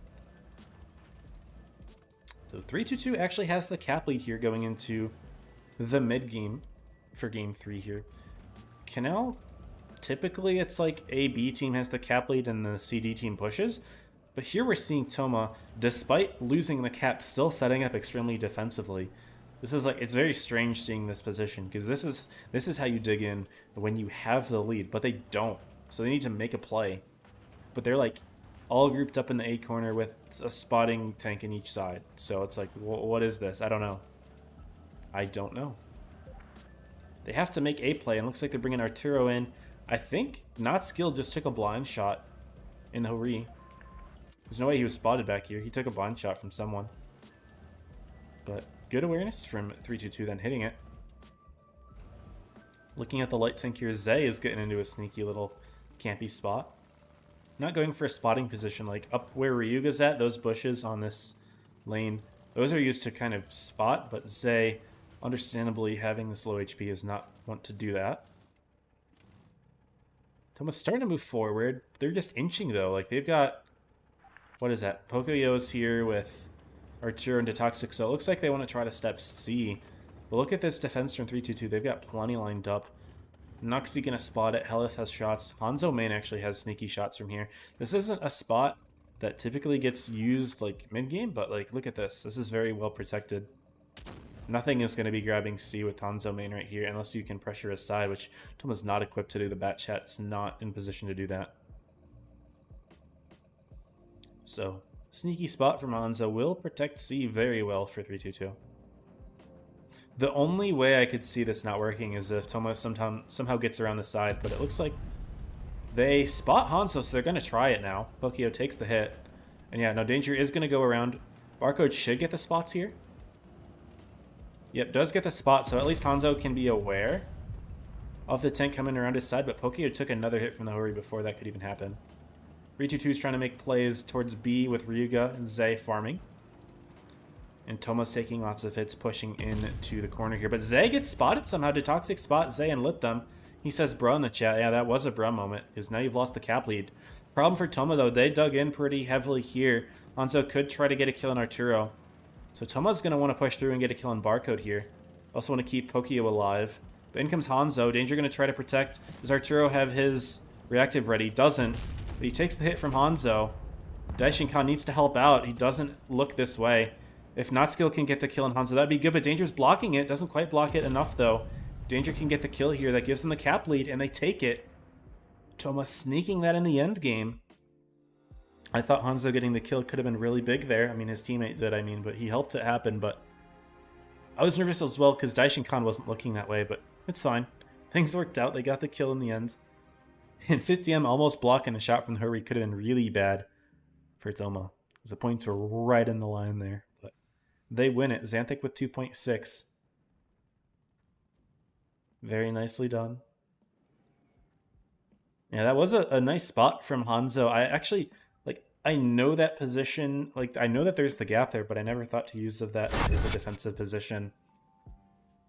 But really, I think that's just because I don't see many games where the CD team has the cap lead and AB is pushing into it. That actually makes sense as a defensive spot. I guess I just don't see enough reps for that to happen. Because I know a lot of good defensive positions from AB area, and also attacking positions from CD, but a defensive position from CD, don't see it a whole lot. I don't see it a whole lot. And it's kind of hard to push out of AB because you have the low ground, and you have to push up and out, like into higher area where you're very exposed to D side. So props to Toma for getting it done there.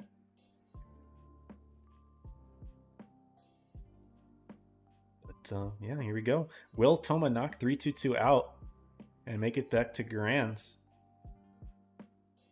against Alev? You have been relaxing for a while, of course.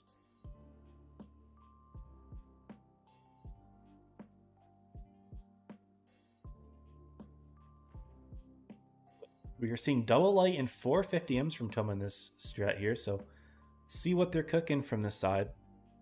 3-2-2 is still going to rock the Ho-Ri with 2 F3s. Double 50M and a light 5B. So only 1 heavy from Toma. Oh, I didn't give them the point. There we go. There we go. Ho-Ri better be a little bit scared here. Double lights try to hunt him down at some point. Get into the sky. What is the play here? I expected CD from Toma with all of those meds and lights, but it is confirmed now. 3-2-2 starting to drive this way with the light. Zay gets spotted. The 50Ms are going to try to go for the nuke. Dashing Khan gets hit a couple times. Oh man, yeah, that was sussy pathing. It was aggressive, risky pathing. Got good info. Zay is spotted in the middle, but Toma isn't really set up to punish it. They took a lot of opening bleeds, though. Zay trying to leave. Took a couple from Pokio, but he should be able to get out. Yeah, he's on lit now. He's safe. Toma gets the base, but what they have lost is a lot of HP. Daishin Khan already a double or triple tap, depending on the gun shooting him. Rijuju's trying to step B, but Arturo has actually been placed in a position to reset B, the only tank not sent directly to the D area. They will eventually allow Hanzo to step the base as Arturo has shots onto the rear of the 50Ms here. But Toma's pushed up there ready to take it. And 3-2-2 doesn't have a defensive C, so this will be an extra base game 100% for Toma. They are not going to rotate a tank around to grab A. There is no time. They have to defend Blitz and Haas and Hellas. Hellas doing his best to HP share, but he just takes all the shots instead. Toma has so many guns up here. And he's now a one-tap. Ryu doesn't have to be the one taking all the hits here. Pokio driving up top for the kill. Barcode should have a big punish here. Doesn't hit very hard, actually. And Pokio does get the kill in Hellas. Blitz and Haas is quite low. Pokio rolling a little bit low there. 2 HP. But Toma looking incredible with this push here. Barcode and the Ho-Ri not able to be super effective. He doesn't really have a whole lot of shots. Toma's just kind of pushing in a way that hides from the tank specifically. No Skill is actually going to sneak around for the Blitz and Haas kill. Very nice. And Toma's actually destroying them this game. They about to win the set 3-1 after Zay called them shit. Oh man, Zay's about to eat the fuck out of his words right now. Poor guy. I feel bad for him, honestly. Yikers. It is 6 tanks to 3 at the moment. Even though the HP wasn't that far away, Toma about to stop Hanzo from resetting C. They have 2 bases. They have 4 extra tanks. Zay will finally take some time to grab the A base now, but it's just Jover at this point. Not Skill's going to try to hunt down Barcode here. He shoots the gun, he's lit. He drops it down. And Not Skill does find Zay. Zay is covering here, but Barcode has no way of helping out. Does he think he can win the 1v1? Surely, Zay, if you call them shit, you can win your light tank 1v1 at least, right? Right? Right? I don't know. Okay, not quite a 1v1 because Taishinkan bounces his shot, but come on, man. Win your light tank 1v1s if you're going to call them shit, right? Crazy. Normally, I don't like to prey on people's downfall, but if you're going to talk shit, you have to back it up, man. You have to back it up. They did not back it up. Toma with the 3-1 victory over 3-2-2.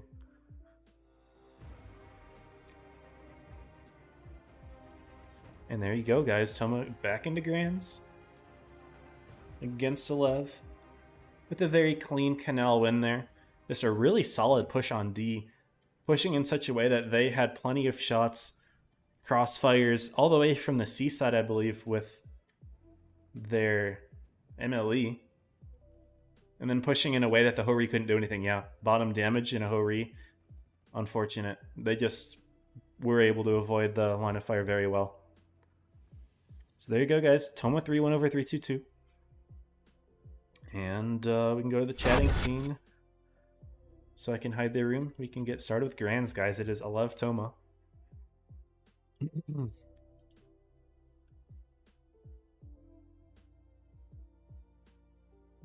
here we go. 4 minutes, 30 seconds. We can go ahead and get the teams all set up. And we'll look at the maps ahead of time. And we'll actually have time to look at the roster as well. And I guess we can take a look at the other groups. Why not? Can refresh that in the background while I'm looking at everything else.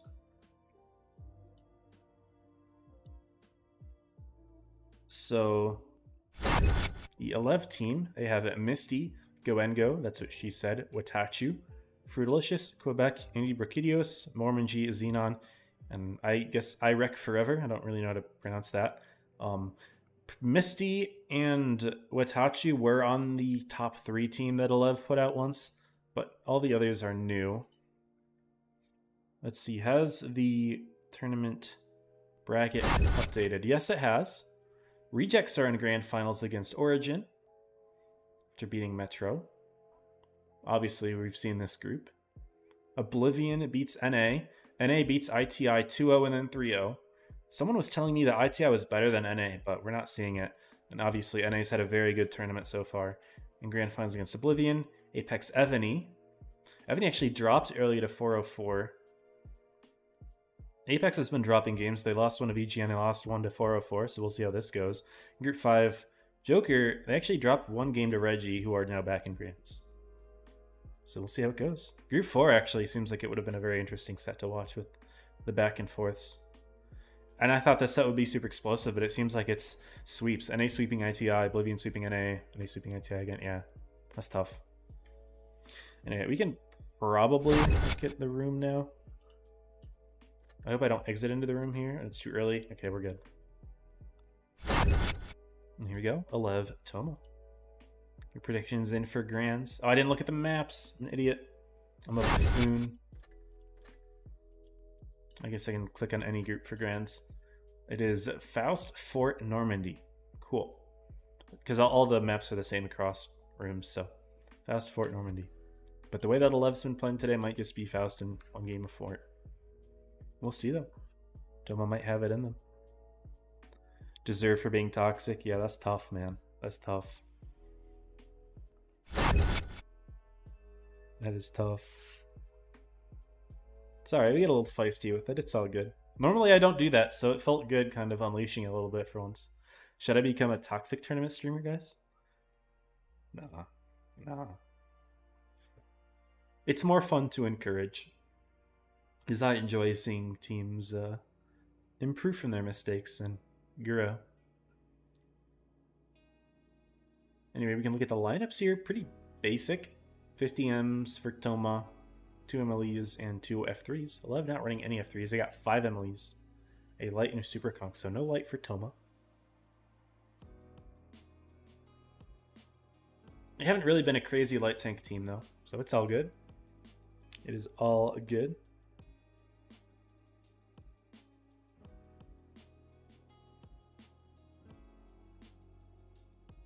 Sorry, checking Discord here. And getting messages.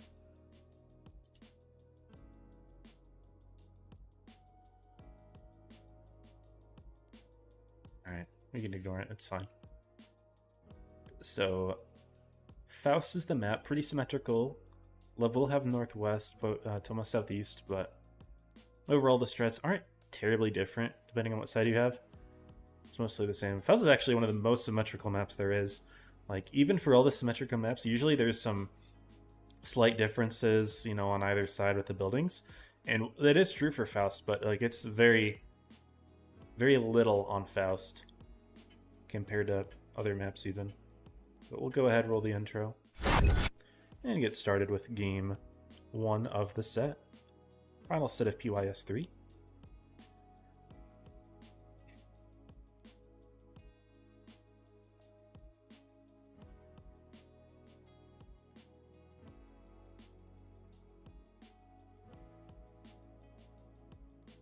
Jet's pretty chill. Looks like they're enjoying the flames. Lol. I'm sorry, guys. I'm sorry. It's not me. I'm not used to doing that. It was fun though. I can't lie. It was fun. All right. Toma hard A. Alev split. Rocking a couple tanks in the ramps, maybe for some crossfires. I've played this position in scrims in the past.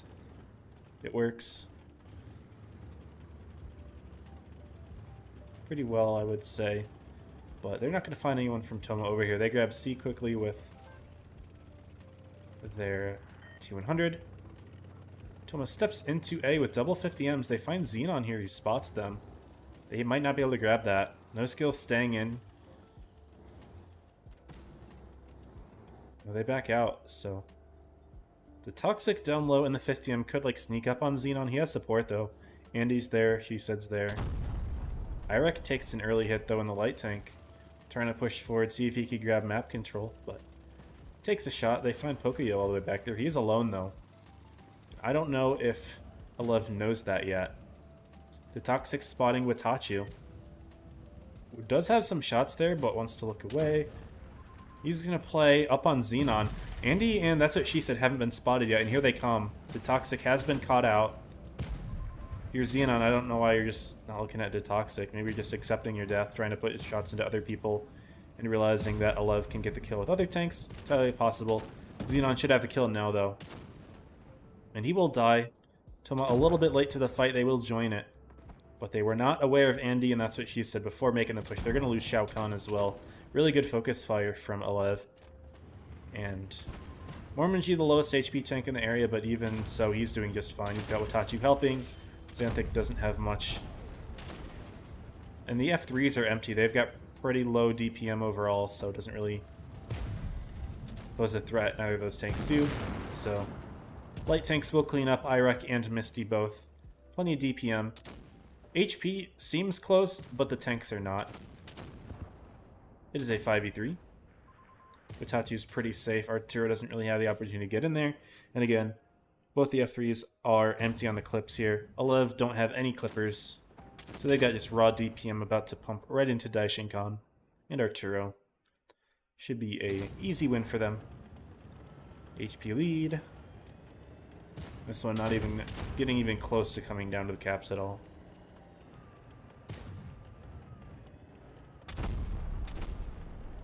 I never noticed this interesting detail. This is actually a cliff right here. Oh. Most maps don't really have any terrain out there, but it looks like we do see a little bit here. That's cool. I've never looked at that before. Probably never will again, but a nice little detail. Needs something interesting to look at because this endgame is just a sweep for Alev. Looks like Irek is just shooting shells in the air randomly. Okay. Had a little bit of fun with it. Why not? Understandable. And Pocoyo destroys himself with HE. Very cool. Nice. Alright. Hopefully game 2's a little bit closer. Hopefully game 2's closer.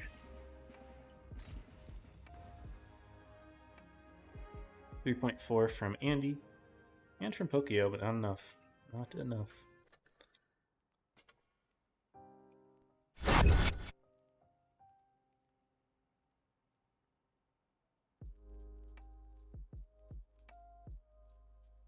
So 422 is now coming out for Toma. Interesting. First one we've seen tonight. Not the first one that we've seen ever, but it's not a common one to use, especially now that we're not seeing as many MLEs in the meta. It's still a good tank, but it's not like the predominant one. Or I shouldn't say it's not even the predominant one, because it still is. But, you know, you're seeing other heavies being used in the mix now. Like Toma themselves are using 2 F3s. Other teams start to use F3s in the place of MLEs. And you're not really seeing like 4 or 5 of them a team anymore. You're seeing maybe 2 or 3. Which 3 is still a lot, but, you know. Anyway, the Toxic might still have the ability to farm because of how many Alev are running here. They got a Chieftain in the mix, by the way. Tank that we don't see a whole lot of. 2 of them? Okay. They're just switching around. I don't know. Thank you, Ranker, for the follow. Appreciated. Okay, just one chieftain. Fair enough. Is that D then? CD? Playing the corner with the chief? 10 degrees? I don't know. We'll see. Okay, okay. But again, no light for Toma. Double 50M. I am starting to lose the voice a little bit, but it's too late now. Last set is on its way. So I'm not gonna refill my glass. Don't have time. Don't have time. I don't watch the games. I mean, I could do it in between, but what? There's only gonna be a couple more games anyway if things are going at this rate, so no need. I'll be fine. All right, game 2. We'll see how effective the 4-2 can be in this game. Because yes, Olev has a couple MLEs, and I guess it works on the Chieftain as well, and the 50M if it's not looking, but it's going to struggle against the F3s for sure.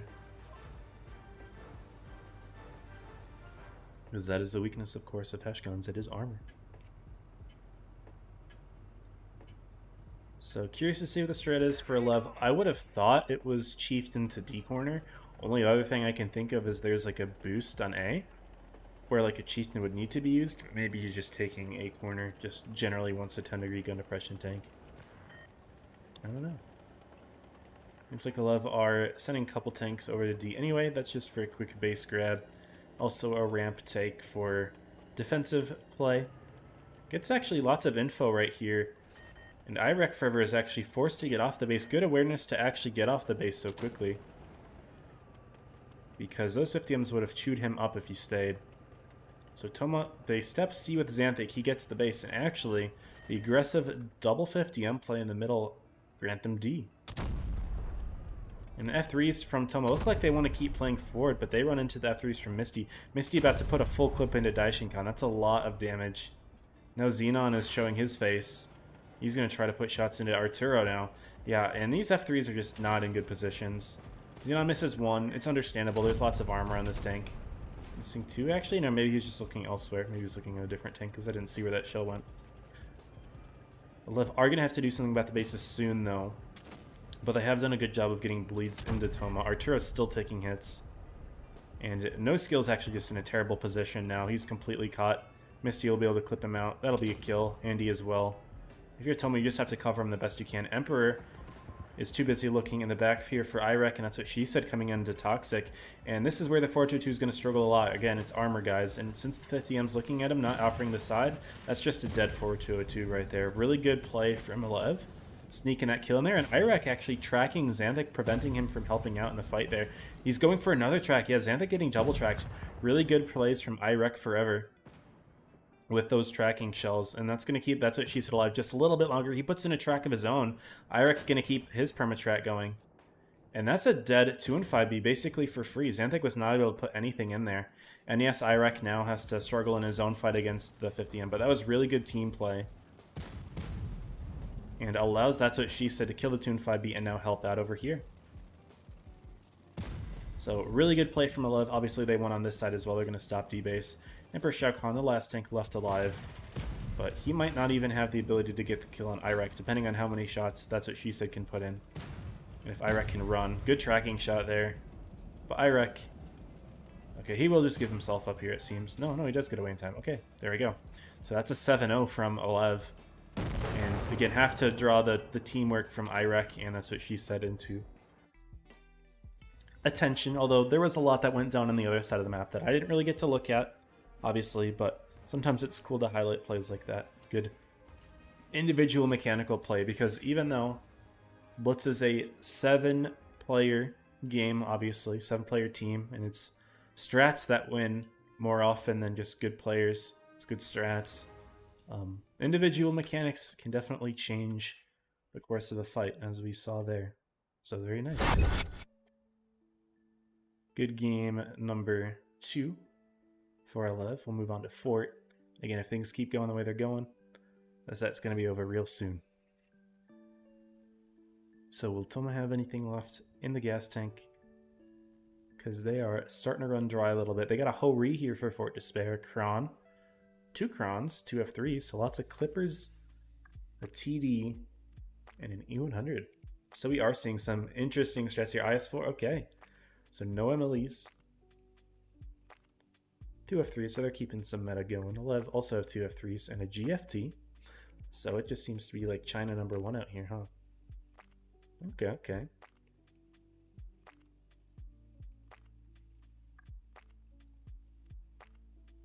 Seeing lots of throwbacks to old metas here now with the GFT, which was the meta tank right before the MLE was. It was basically just a heavy tank without a turret. Had reactive, had a hard-hitting gun, had really good armor. It was also quite mobile for the amount of armor it had as well. So it was just an all-around tank. Only thing it didn't have was a turret. Which actually I thought led to some pretty interesting fights where you could just maneuver around the gun of the GFT, and especially seeing like 2 GFTs fight each other.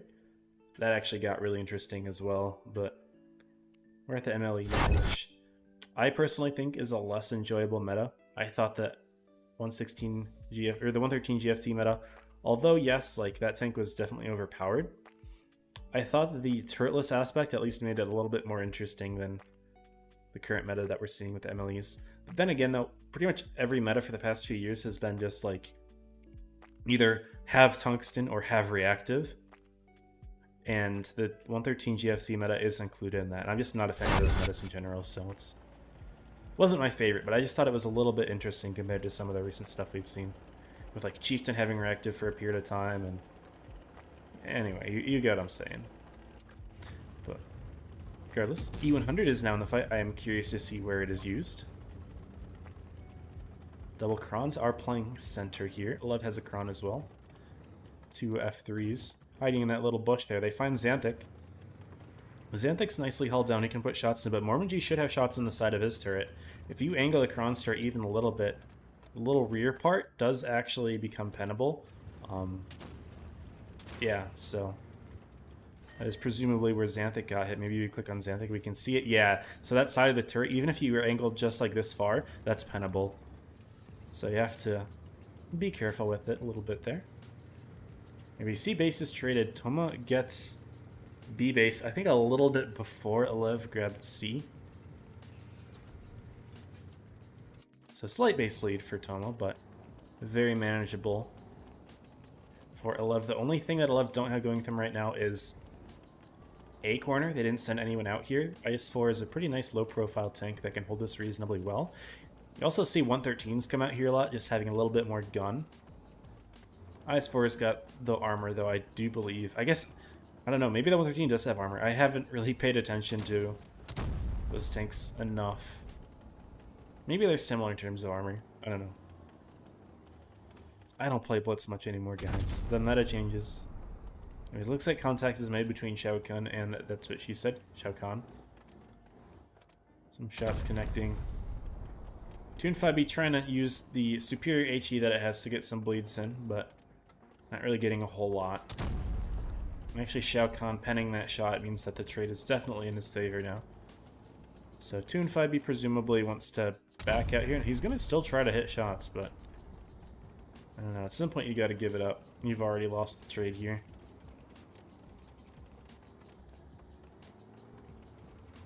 Interesting position here for Goengo. He's actually proxy spotting Arturo, I believe. It's an interesting position. Toma's not quite ready to punish it, but they do have the Ho-Ri lurking back here with the Kron. Could crash in on the side, although they'd have to cross in front of Andy for that to happen. It would not go undetected. But Lev now are making a play into Shao Kahn. He spotted them both, so that's good information. Toma are aware of it. Is the E100 going to be able to hit a nice cross shot on? That's what she said. Miss it? No, that's a bounce. Oh, no. If that hit, that's what she said would have been on like 500 HP. Would have been a kill. But now it's going to take a lot more effort. Mormon G is going to be able to put a clip in here. That's what she said, helping out. Toxic. Okay, no, he's got the big gun. Can Shao Kahn get the kill? 456, a little high roll, not quite. But Toxic actually gets the ram kill there. That is crazy. Mormon G having a slow reload with the empty Kron. Will he be able to get the kill? He hits it, but now Toxic should have a mean shot. Maybe HE? Oh, re-sneaks something in. Nah, that HE, maybe not worth it. Because now the Kron's on 700, he's not a one-shot. Goengo goes down in the middle. But Toma's actually fighting back this game. They're going to lose Pocoyo in just a sec here, Irek. But he puts out his clip first. So that is a good thing. Arturo's going to try to get the kill on Xenon. It's a 4v4, but Irek getting lit on fire from Detoxic, who's doing an amazing job from this corner, actually putting that kill in and also being able to hug Mormon G in the meantime, who's, again, empty Kron Von. You've got no DPM there. Detoxic puts in another shell, 681. He's going to go for a ram here. The second ram kill, 45? Come on, hit it, hit it. No, Mormon G backs up just a little bit, not quite enough. But Arturo gets Xenon, and there's the ram kill. 2 ram kills from Detoxic this game, that is crazy.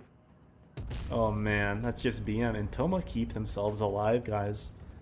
No sweep in this set. We did see one earlier, but not this time. Really good stuff. Pretty much outplaying in the corner there, I would say. Especially bringing in that U100. Even though he missed that shot, that would have made it even worse for Lev. But yeah, they keep themselves alive quite nicely.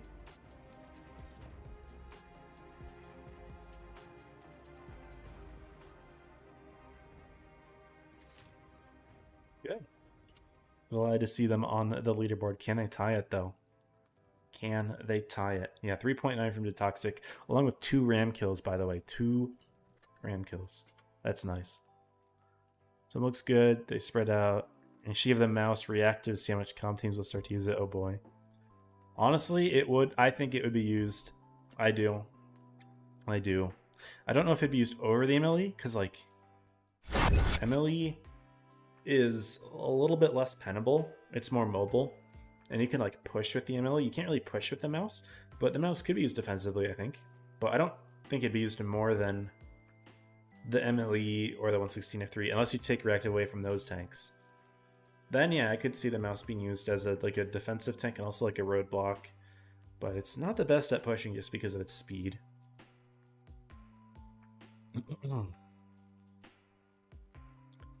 Guys, this could be really good for Toma. That would push them up the leaderboards quite a bit if they're able to take a dub today. Unfortunately, day 2 doesn't quite give as many points as day 1 does, but still, having that difference, like, they're getting at least second in this group, whereas 322 got third. They're right next to each other in the leaderboards right now. But if Toma gets first, whereas 322 gets third, that's a 3,500 point difference. So that would boost Toma a lot. Whereas if they get second, then it's only an 1,100 point difference, like 1,150. So wouldn't do as much for them. So a win would be really big for Toma here. Lev, of course, won't make it easy, and they are at a slight risk of falling out of top 8 themselves, so they need all the wins that they can have, that they can get. 1 F3 this time for Lev. 2 for Toma. Ori on either side, Kron on either side. Double E100 here for Toma. They like the tank on this map. Obviously, Detoxic did quite well with it last game. He's running the big gun. And how about Emperor? He's also running the big gun. So 2 big guns here for the E100s. Lev not taking A corner again, but this time Toma won't either. Both teams are pretty heavily focused on C, so we're about to see a little bit of C fighting action here. And the F3 is going to try to clip out Andy. Daishinkan missed a shot, but in come the clips, and oh my goodness, Andy gets hit pretty hard. There's 2 shots from each of the F3s, and 1 from the MLE. F3s didn't hit everything, but still. And this little slow point in the battle actually gives them time to reload their clip. They're going to try to go for the kill on Andy anyway, though. That's a shot into Andy, that's 2. Daishinkan doesn't have the kill, though. Are they going to overextend for it, though? They've done this in previous maps. It didn't always work out, but this time they're sending with all of their tanks, so this is definitely the play here. Arturo's going to try to get around and get the kill here. He'll pick it up, no problem. They're going to look at Irek, and that's what she said next. And Love just isn't quite ready to defend it. They have reasonable HP. They're putting things back into Pocoyo and Detoxic, actually, so I shouldn't quite say they're not ready. But they've lost 2 tanks already. Being down on guns does hurt, although I will say they're in reasonably good positions to surround Toma. Mormonji on one side, Misty on the other. Xanthic's going to be in a bit of a crossfire, but Toma just has too many guns on, that's what she said. He will fall momentarily to Xanthic. They're going to let Daishin Khan get the kill instead. Xanthic reloads the clip. I like that, actually. That's smart. So it's 6 tanks to 4. Still not terrible for Alev. Xenon and the Hori could help bring things back quite a bit. Toma has their own Hori in the fight, but he's not really in the best position. He's going to get shot in the side by the FV and the F3. Detoxic grabbing C, that's not the play. This game's not going down to caps. It's not the play. Arturo putting nice shots into Misty, but ooh, the fire. Xanthic going to look for the kill. Look for the kill. Will he reload his gun? He's going to reload his gun before picking it up. Good shot there. He now has the side of Xenon. I would have considered reloading that shot too, but it's fine. Daishin Khan should put one in. Xanthic, ooh no, Daishin Khan misses. And if Xanthic had waited maybe, but he might have 2 shots by now. And yeah, down goes Daishin Khan. Really bad miss there. That actually cost them quite a bit. They would have the tank instead of that Hori being live. And now the Hori might even be able to have the reload on Xanthic. Does he? It's going to be close. I think Xanthic has it. Gets the kill there. 3 tanks to 2. But Alev has the HP. And now actually Detoxic looking pretty smart for grabbing the C base. So I'm guessing I'm just bad at making calls, I guess. Let's pressure onto Alev if it goes the whole 7 minutes, which it may not. Right now, Gwingo's looking for Xanthic. He gets spotted by Detoxic. He does, so that's good info for Xanthic to get all the way around to the A corner. But this might be... He might get caught here. Mormonji's looking. Mormonji hasn't been spotted himself. Pocoyo might be able to peek for some spotting. That would be good. He's not going to peek, though. Mormonji does get lit. Xanthic gets lit. Misses the shot. Mormonji does take one from the rear, though. He's going to keep pushing, though. A small HE shot will kill Xanthic here. So he's going to try to sneak in the shot now. Doesn't connect anything, though. That's a really big kill for Alev. Now they're looking good.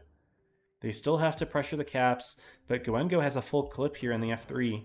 He can one-clip either of these tanks that try to push him. He can actually two-tap them. The Toxic's looking for a shot in the rear, though. Does he get it? 697, not a good enough roll. Almost, but Pocoyo's going to look for the kill now. And he gets it. What a sneaky play. And Toxic is just masterclass right now in the E100, playing really well in both of these games.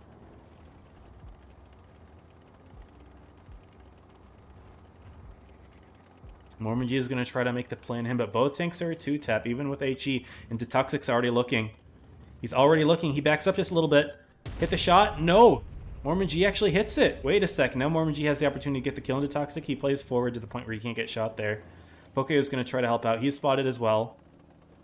Mormonji's in an okay situation, but the time is starting to become pressure. The Toxic taking that free shot. That's not good. Is he just put it in before dying? Yeah, he just puts a shot in before dying. I honestly don't hate the play. Making him a one-tap for Pocoyo. It's not unwinnable for a Mormonji, though. But it is going to be a challenge. Both of these tanks are okay hull down, but I would rather have the M4 in this scenario, probably. And it's very intense, guys. They're looking right at each other. Oh, man. Look at the angle here. Get a nice close-up view. Pocoyo's now unlit. Mormonji still spotted himself. I don't know how that's happening. Okay, now they're unlit. Aw. Okay, Mormonji lit. Pocoyo not. What's going on there? This is interesting. Something to do with the layout of the tank, I suppose, in the map, huh? It's so intense, guys. But time is on Toma's side right now. And I was just saying how this isn't going to go down to cap, but it looks like it's about to. Mormonji's running away. Doesn't get spotted for it either. But stepping on a base isn't going to do anything at this point. I just said Toxic wasn't smart for grabbing C, but he did have the time. It was smart. And it might actually just win them the game. The Toxic's just clearly too big brain for me. He knows more than I do. Mormonji going all the way back here. Pocoyo just still hiding. Is Mormon going to get a spot here? He does spot Pocoyo. Pocoyo just has to hide here. Just hide. Goes for a blind fire. And yeah, he's just going to hide it out. And Mormon doesn't have time to stop C and do anything with it. He's just got to try to make a risky play for the HE kill, I guess, because a regular shot won't do it. Pokio's probably got his reactive back by now. And look at that, though. The top of the turret is exposed. It is exposed to the rear. Does Mormon come around, though? He's going to get proxied. And there he is. We see the reaction. Mormon going to risk it. But Pokio gets the kill, and we are going to game 5, guys. I was wrong. Tomo proven themselves to be just better on Fort Despair. And the double E100 clutches from Detoxic, even though he didn't do crazy damage this time, he had the plays in the endgame that won them the game 100%. Guys, I don't give out 2 crowns often, but I have to give a second crown out, guys. I have to. Mr. Detoxic. Let's see, where is it? Come on, it's not moving. There you go. Bang. It's not very well lined up. Let me get that a little bit better. There you go. The Toxic is just too good on that map. This is like for a combination of both of those games. But guys, let's go game 5 grand finals. Both of these teams are looking for top 8. They're in top 8, but they could drop with a bad day. Especially a bad PYS 4 they could drop. Tomo could clutch it with a really good PYS 3 and 4 here. Although they are very far behind. Like, they're about 4,000 points behind at the moment, so. We'll see. But the map is going to be Normandy for the tiebreaker. Looks like for some reason it's cut off. My overlay cuts it off a little bit at the bottom. I don't know what's going on there, actually. Huh. I'll have to fix that. That's probably been like that for a minute, hasn't it? If I look at, is it this thing right here? Yeah. I don't remember how to crop things in OBS. I haven't had to crop something in a while. Yeah, I don't want to do that. It's fine. We're just going to introduce Normandy and deal with that later. Now I messed myself up a little bit here. Okay, let's just introduce Normandy and get ready for game 5. So exciting, guys. Oh man, what a tiebreaker.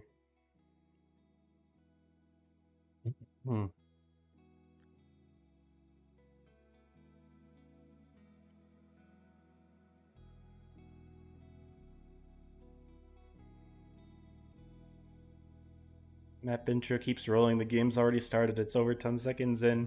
I wanted to get the cinematic of the plane flowing up, or the plane blowing up, but the map intro took too long. The game started so fast, but here we go, guys. Game number 5. Tomo with the early cap lead. Cap lead is really nice to have on this map. 11. They don't care at all, though. 4 Super Conquerors in double 50M playing in the river. Shao Kahn spots it. That's really good early info from Tomo, but they don't have anything to do with it. Like, they can't do anything about it. Those Super Conks, they should just start looking at Shao Kahn here. Those 50Ms are about to get the kill really quickly. Tomo doesn't have the ability to rotate back. Those Super Conksters are just completely cutting them off from the rest of it, and I think Shao Kahn just goes down instantly here.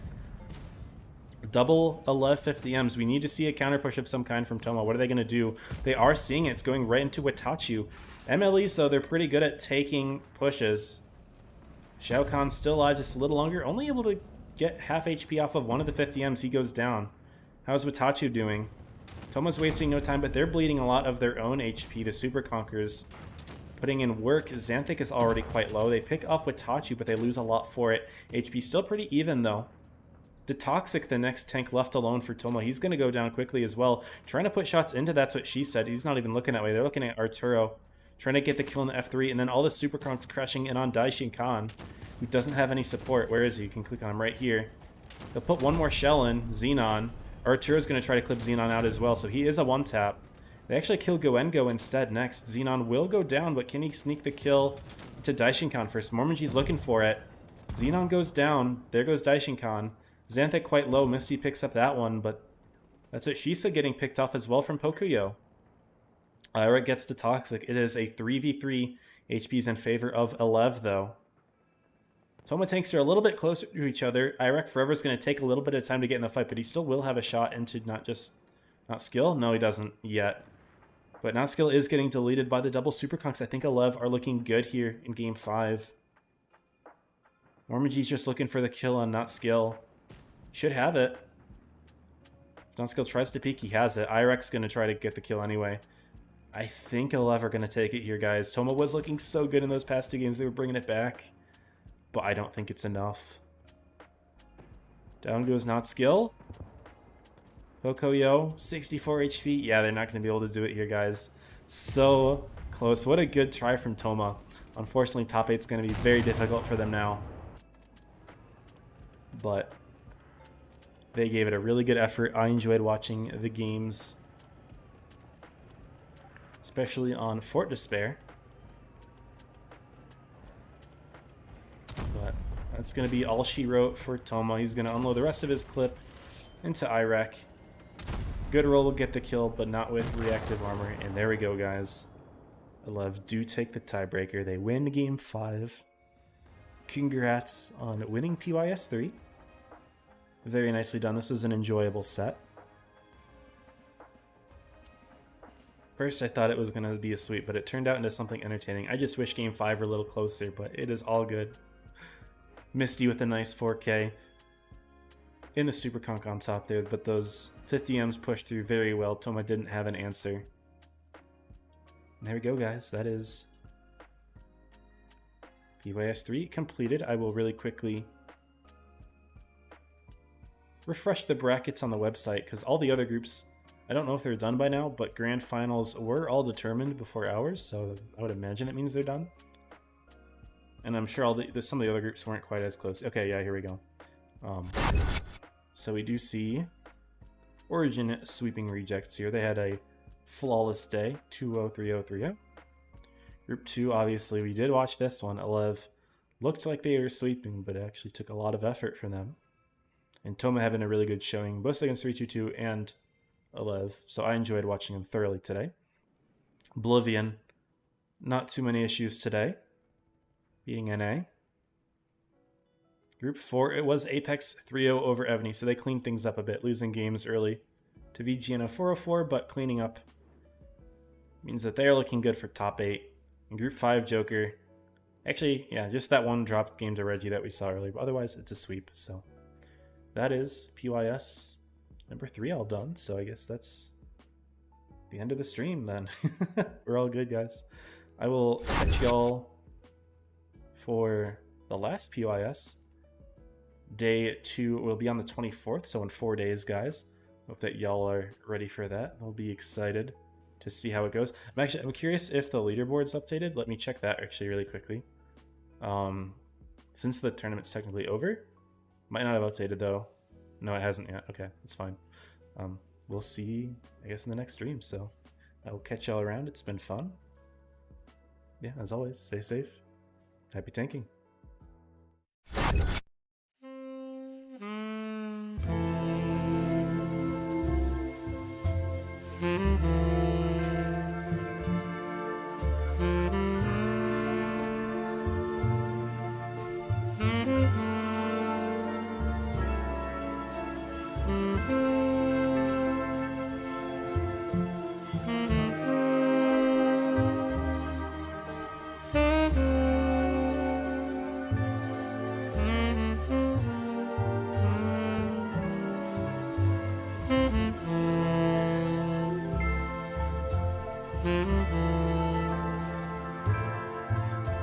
Mm-hmm.